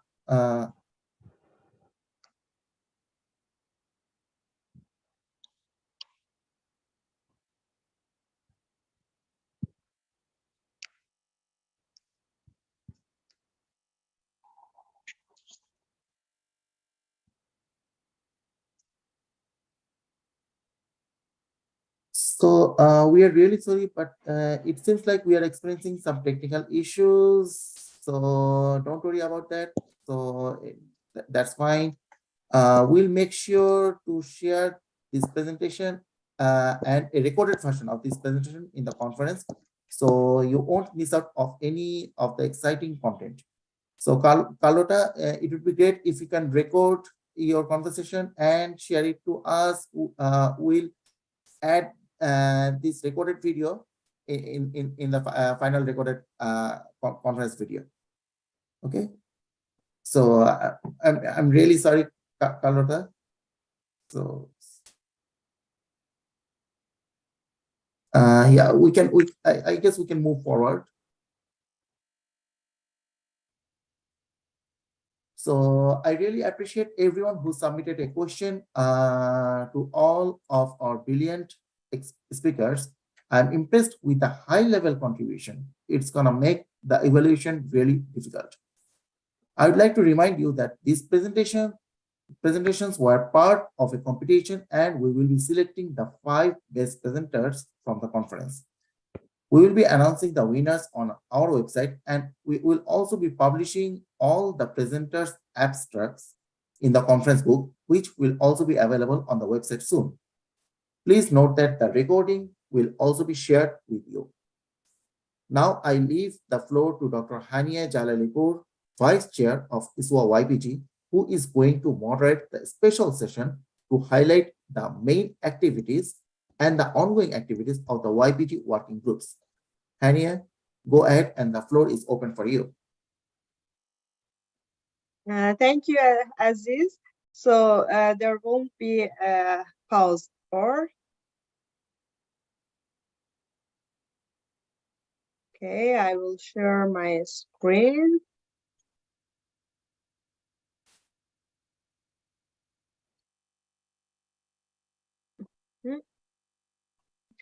Do you see my presentation? Yes, Hania, I can see. Okay. So, hello, everyone. My name is Hania Jalalipur. I'm a postdoc researcher at the University of Rostock, Germany. I'm the vice chair of the Young Professional Group and also the chair of the regional chapter for Germany. Today, I will explain a little bit more and give information for those who are new about the ISWA and the Young Professional Group. So ISWA is the international network of professionals from around the world whose mission is to develop and promote the sustainable solid waste management and the transition toward the circular economy. The headquarters of ISWA is currently in Rotterdam, Netherlands, and the structure of the ISWA you can see in this slide. And ISWA Young Professional is an independent initiative and a special group of ISWA.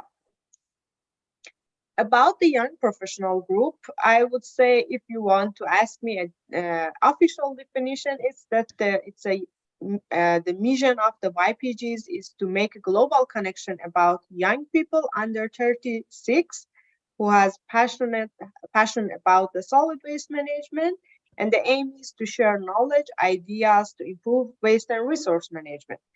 But if you want to ask me like my personal experience, I would say that the Young Professional Group is for me a support group for my professional life. So whether you want to have to see the new job opportunities, to have mentorship, or to want to looking for partners to write new projects, or to know best experience and extend your knowledge, or simply if you want to have a nice chat with a like-minded person, this is where you can find a very good possibility in the Young Professional Group.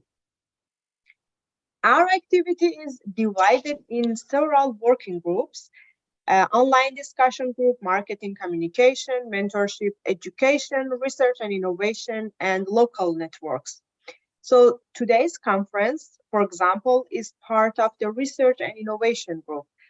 Dr. Amani Malouf is the chair of the research and innovation group, and Dr. Azizul Islam is the vice chair, and they are yearly plan this online conference. One of their main activity last year was also writing and developing a paper with cooperation of the several young professionals, and the topic was the circular economy in the plastic waste. And we will hear more of the other working groups' activity and aims today. That's why I would like to invite Ashprit. The first working group is the online discussion that we will hear more about it. So Ashprit, please, if you hear me, if you can continue. Yes. So thank you. The floor is yours. Please give us some more information about the interesting activity of the online discussion and meeting groups. Thank you. Sure. Should I share my screen, honey? Yeah, I will. Just in a moment, I will stop. If you can, okay, stop sharing. Yeah. Now the floor is yours. Let me share my screen. Okay. Thank you so much, honey. And all the participants, thank you so much that you have joined us. And on behalf of all the ISWA groups, I just want to say that this is a really good platform that you can bring your leadership skills, or any information that you have. You will be provided the opportunity to shine, and your opinions are heard in this group. So I would really encourage to join any of the working groups that really interests you.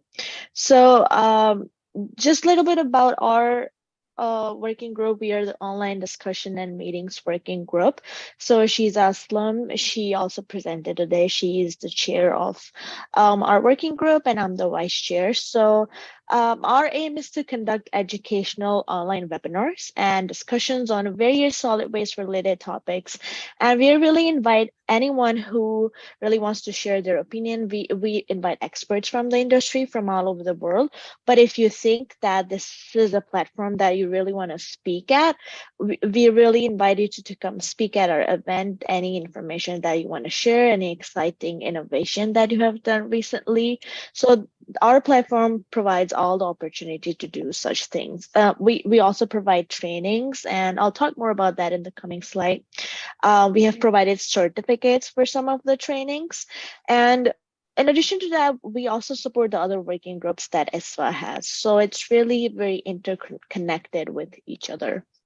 So we have conducted workshops since 2016. We have been doing workshops, but I'll just talk about the past workshops that we did this year. So the first one was we did a waste generation and characterization training course. I think we received tremendous interest from the participants. Like, as you can see, there were 681 registration, 170 participants joined, and it was a 2-day course. So we had speakers from Germany, and I'm blanking on some other from other countries, but they provided the training course, the training on this course. So we provided the participants to complete a quiz, and once they successfully completed it, they were provided the certificates. And we're hopeful that these trainings and the certificates that we give, that they really help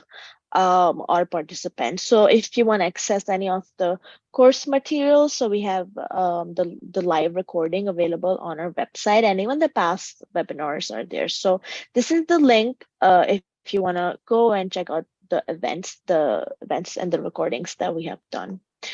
The second one was the webinar on life cycle assessment. So in this assessment, we had 2 speakers, one from Germany and one from the US. So they talked about basics of LCA, what's the importance and what's the methodology, the software and the tools that you could use to do LCA. So again, the recording for this is also available on our website, and we are very active on LinkedIn. We always post our webinars on our LinkedIn group as well. So yeah, just in the summary, like if you're passionate to learn more what we are doing, or if you want to work on a leadership role or educate the audience about innovation or any new information that you have, please feel free to join our group. And this is a QR code that you can like scan and you can visit the website right now. So yeah, there's possibility of some perks, like sometimes we get free tickets to ISWA Congress. So if that interests you, maybe you can join any of the leadership groups. So yeah, if you want to contact us, our email is odmswat@gmail.com. Thank you so much. Thank you, Ashpreet. Thank you for all the efforts and the interesting webinars and courses that you developed last year. So the next working group that we will hear today is the education working group, and they all have a very interesting event upcoming that will launch in this call. That is why I want to leave the floor to Kartik. Hi, Kartik. Hi, Hania. Hello. And the floor is all yours. Thank you. Thank you so much. Just please give me a heads up if my screen is visible, and then I'll quickly start. All set and perfect. Perfect. I won't be taking much of our time and try to keep it really short because we have a very big announcement to make today at the end of this presentation. But before that, I would just like to introduce you to the working group that I'm part of, which is on awareness and education. And the work that we basically do is to promote the principles of circular economy in 3 Rs by doing awareness activities, campaigns, and also developing a knowledge base on awareness and education materials. I'll give you a quick highlight of few activities that we have done. So on our website of ISWA YPG, we have a resource platform there. This resource platform is a place where we are putting up a lot of case studies, discussions, and activities which basically are concerning the awareness and education domain and could be replicable and be used. And today, looking at the interesting presentations and especially the community level participations that you showcase, I think it would be really great if anyone would like to share your case studies with us. We can also put it on our platform here. 2 years ago, we basically did a call for best practices. The focus of this call was waste education in schools. We received multiple responses, and we selected 21 best case studies from that, and we prepared fact sheets out of it. This was done in collaboration with UN Habitat, and these fact sheets are also something which are showing some global practices on waste education in schools, which are available online and on our resource platform.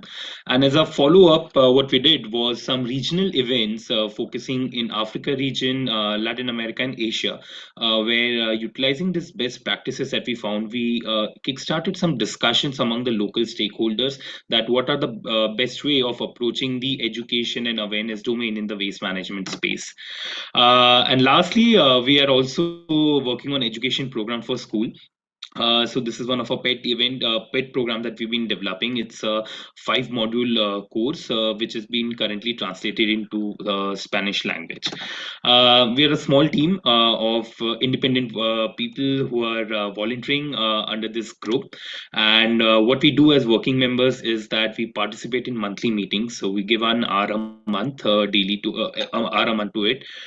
We organize ourselves in independent activities and lead them, and that basically helps us to learn more about the whole domain of awareness and education. And I would be happy to welcome any one of you who's interested to participate or initiate new activity in our working group. I will be happy to have you here.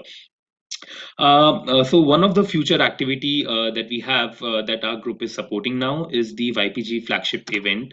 And the main objective for the flagship event this year is basically to raise the awareness on solid waste management as an issue in communities, and also bring forward some good campaigns, education programs that have created some good impact for the society, are replicable, and the outreach of them can basically create a multiple impact of inspiring other people too.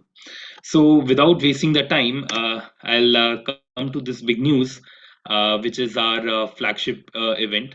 So Hania, will you give us a count of 1, 2, 3 here? Yeah, sure. Thank you for the interesting launching of events. So 1, 2, 3, Karthik, go. And here we go. So today we are launching our call for best practices to create zero waste communities. This is going to be the flagship event for 23-24 of ISWA YPG. We are inviting the submissions on best practices that have been implemented in communities to create zero waste communities and have focus on awareness and education. And the best practice which would be selected would be given a prize money of 1,000 euros, and there would be some other best practices which would also be awarded through ISWA membership. So the deadline is September 30th, so we do have 2 months. Participants who gave presentations today or who are actively working in the communities, please come forward, spread the word about it. We'll be happy to receive your submissions here.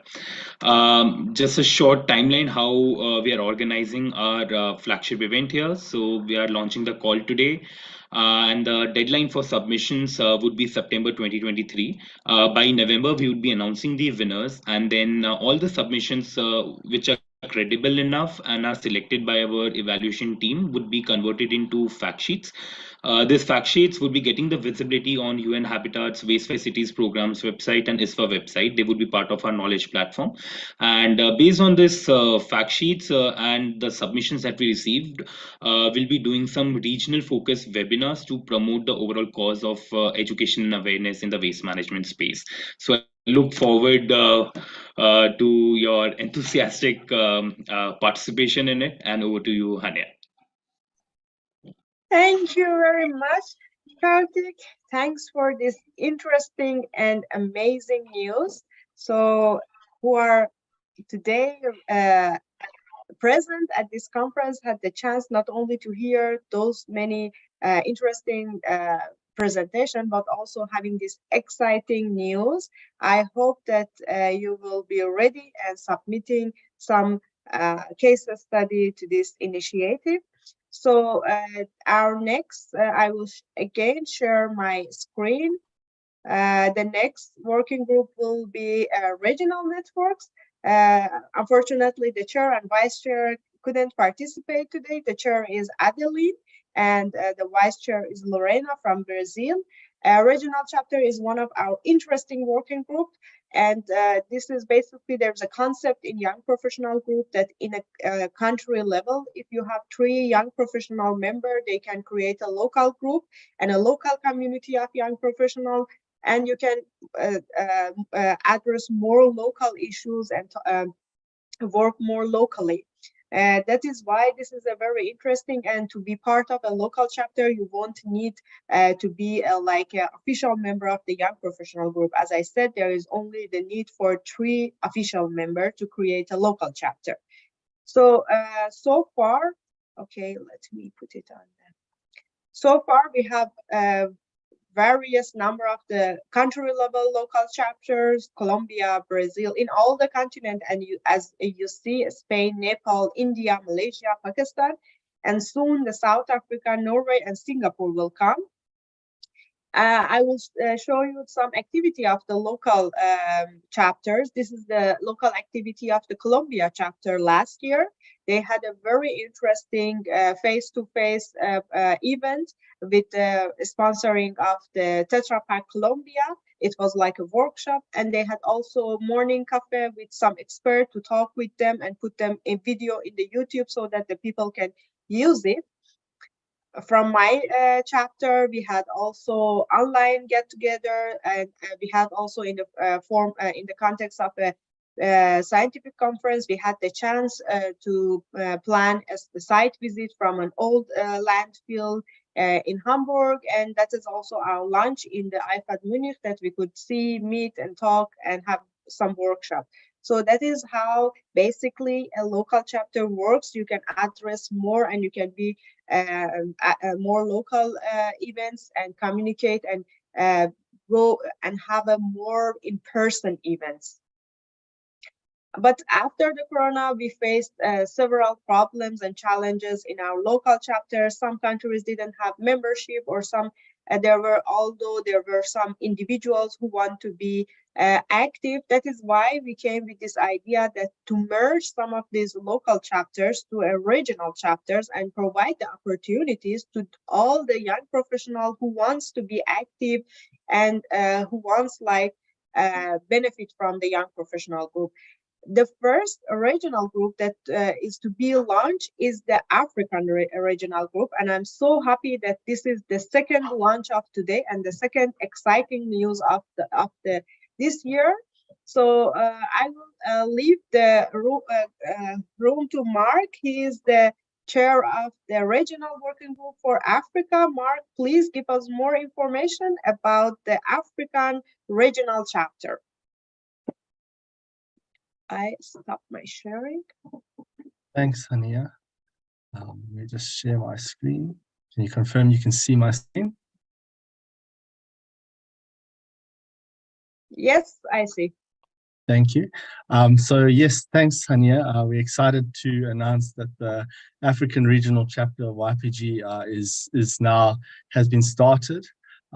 So just a basic outline of why we wanted the African Regional Chapter. I think in Africa, the waste industry is mostly dominated by older generations, and there's very few opportunities for young professionals to network and meet each other, especially across borders within Africa. It's easier to meet people in Europe than to meet other African young professionals. And so it was a great opportunity for this YPG to have an African chapter where we can actually start to meet and work together with other young professionals from Africa.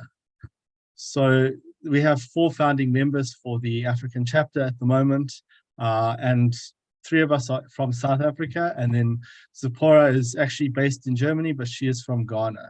And we're hoping that we can get a lot more members to join from other parts of Africa. So there are a few upcoming events that we already have planned for the young professional group. There's the ICER Africa taking place in Ghana in September. And then we also will have the workshop and meetup at the Landfill and Waste Treatment Conference, which is happening in Cape Town in South Africa in October. And then we also are planning potential future online events where we can actually network and meet each other and get to know each other. So basically, who can join this young professional regional chapter? We've said it's anyone under the age of 36, and it's waste professionals from Africa. So this can be people who are working in Africa, or it can be people who originate from Africa.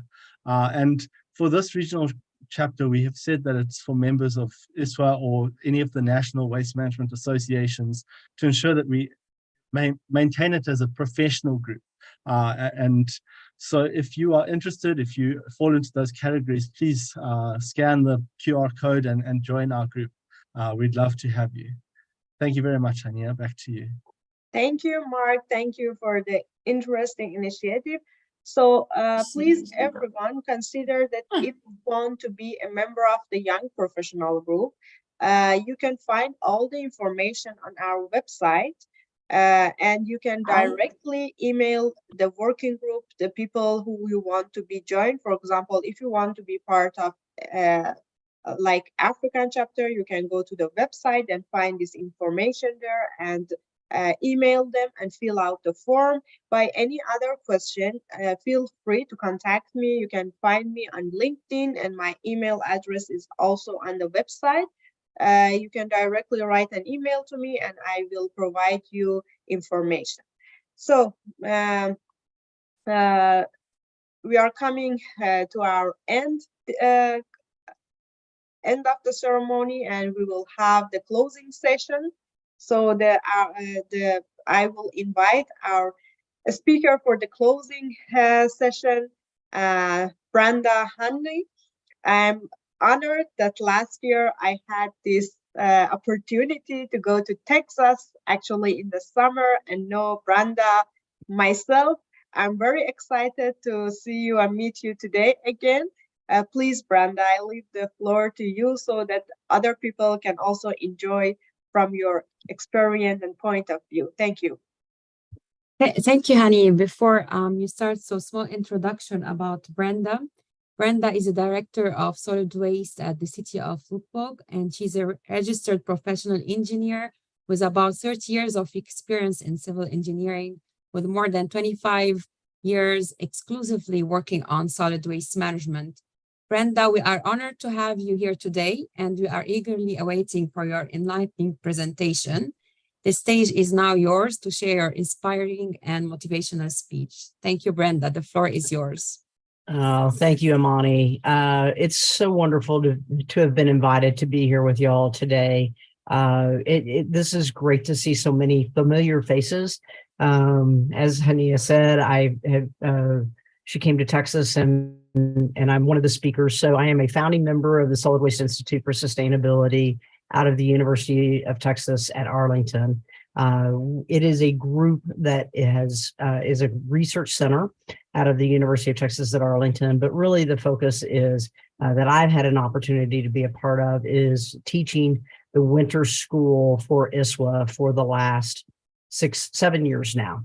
So I started with them, and I will continue to do that as long as they will invite me to be a part of it, because it's one of the best parts of my year and my career is I get to spend 2 weeks with young professionals like you talking about my career journey in solid waste, and we talk about some of the deep dive and some of the technical things and where we're at today and where we see the industry going.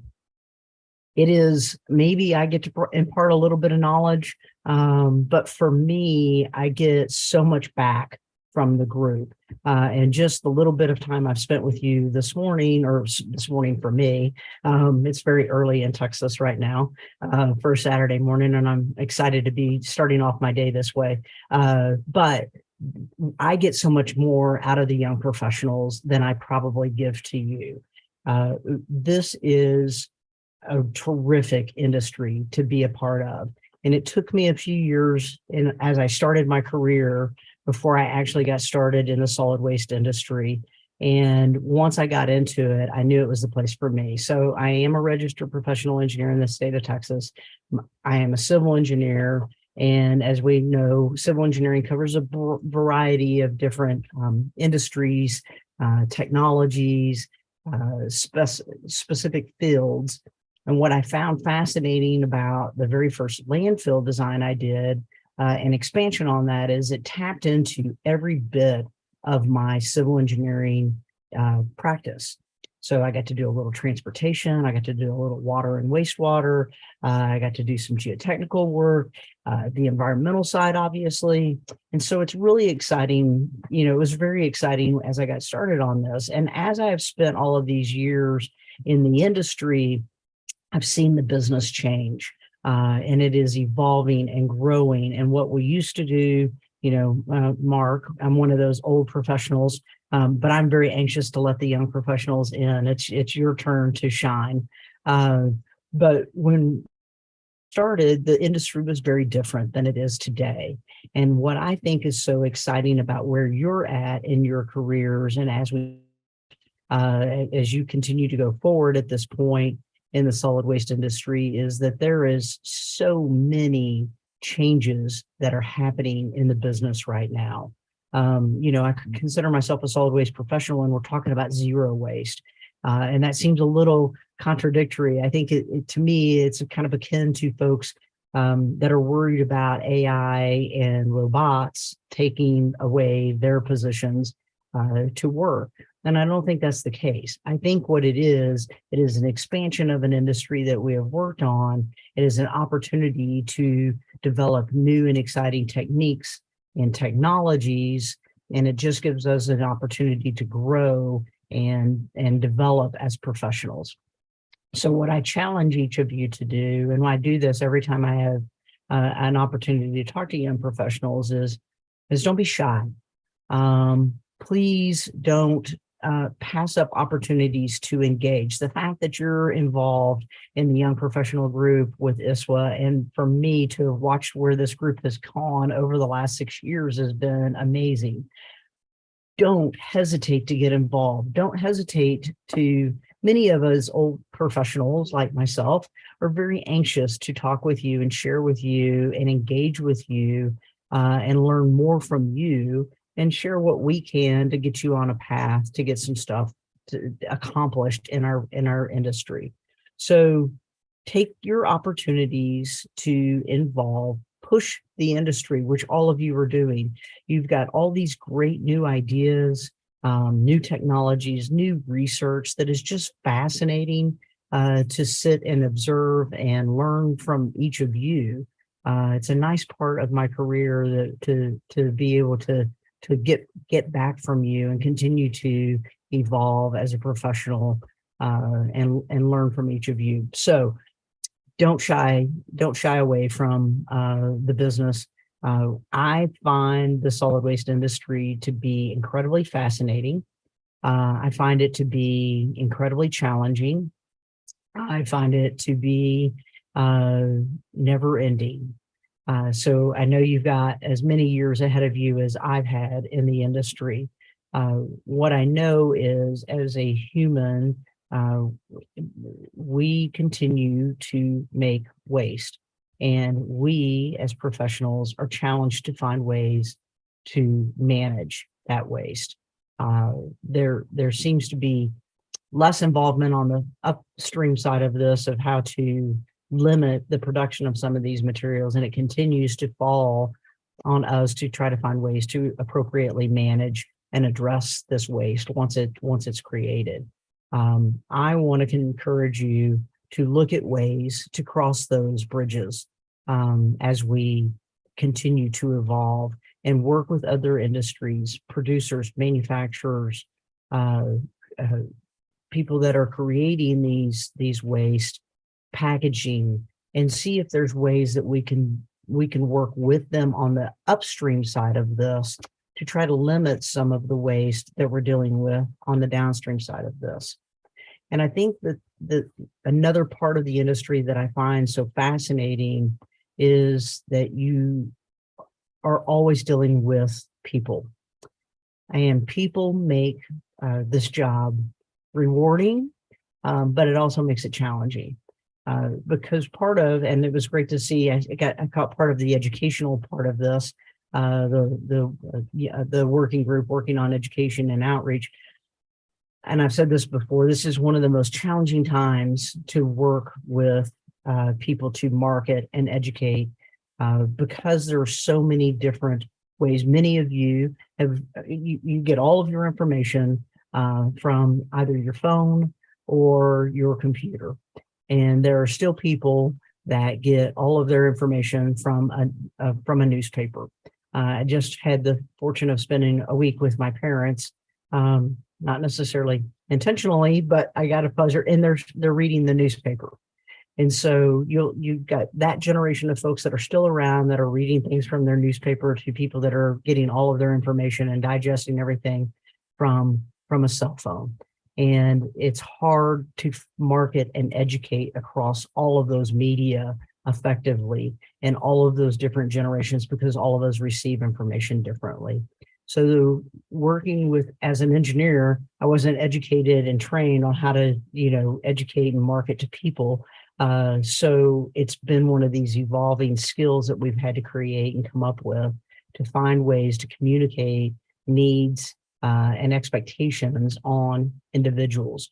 So I think as we continue to move forward, that will be one of your biggest challenges, is changing behaviors and habits of people that you will encounter in your communities and your countries at large. So I just want to remind you that this is an amazing industry. ISWA has a ton of resources available. And many of you will know that my alliance in history has been with SWANA. I've just finished my past presidency, and I've spent over 25 years in the business and as a member of that organization. But I've had an opportunity to go to some world congresses for ISWA, to teach again at the winter school. And it's exciting to see the collective that ISWA does by bringing all these different countries and all these different parts of the world together to work on solid waste solutions and waste management solutions as we go forward. So I just wanted to say thank you for your interest, dedicating part of your weekend to learning and engaging with other young professionals. Thank you for having me here for just a couple of minutes. I know I've watched Amani since she came to Texas and was part of the winter school, and she's doing amazing, great things. And there's other people here. So I know that our future in the industry looks very, very bright. Y'all are exceptional professionals, and I look forward to learning and working with you as I go forward in my career at the twilight and the sunset of my career, as each of you are embarking on your career in this journey. So thank you. Thank you, Brenda, for delivering such an inspiring and motivational speech. Your insights and experiences have truly enriched our conference. It was an absolute pleasure to have you with us today, and we greatly appreciate the knowledge and expertise you shared with the audience. You have constantly been an inspiring leader in waste management, and your remarkable work with the communities has laid the foundation for sustainable waste management practices. Thank you so much, Brenda.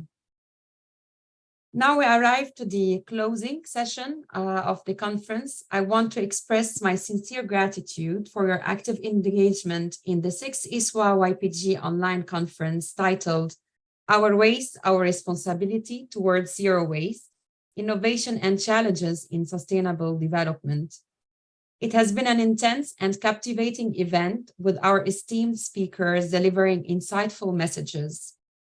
On behalf of the organizing committee, I extend my deepest appreciation to our exceptional speakers, presenters, and fellow YPG members for their invaluable contributions, which made this conference a success.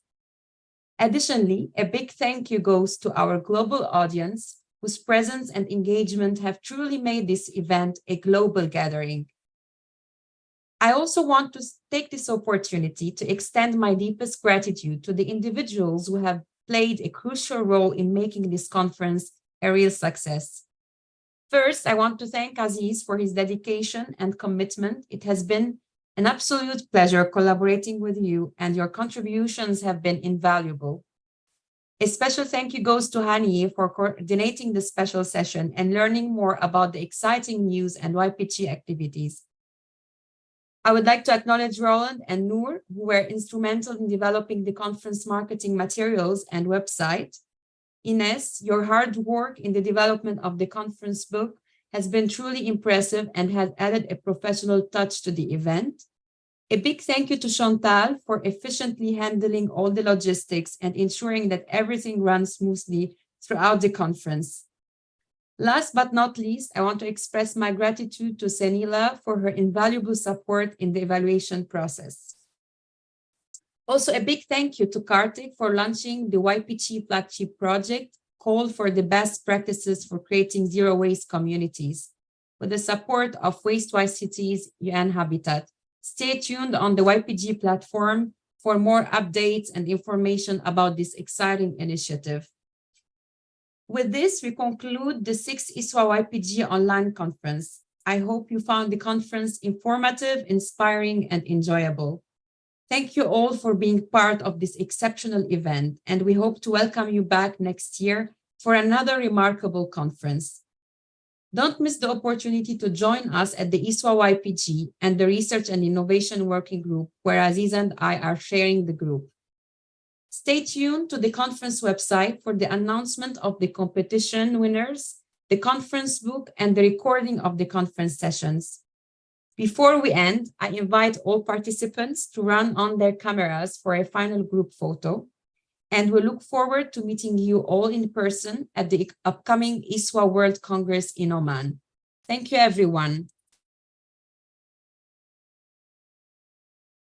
Chantal, if you can help with the screenshot. Yes, I will. Thank you. Is everybody ready? Yes, ready. Okay. Hold on. 1, 2, 3. Yeah, one more. Can I take one more? Yes, sure.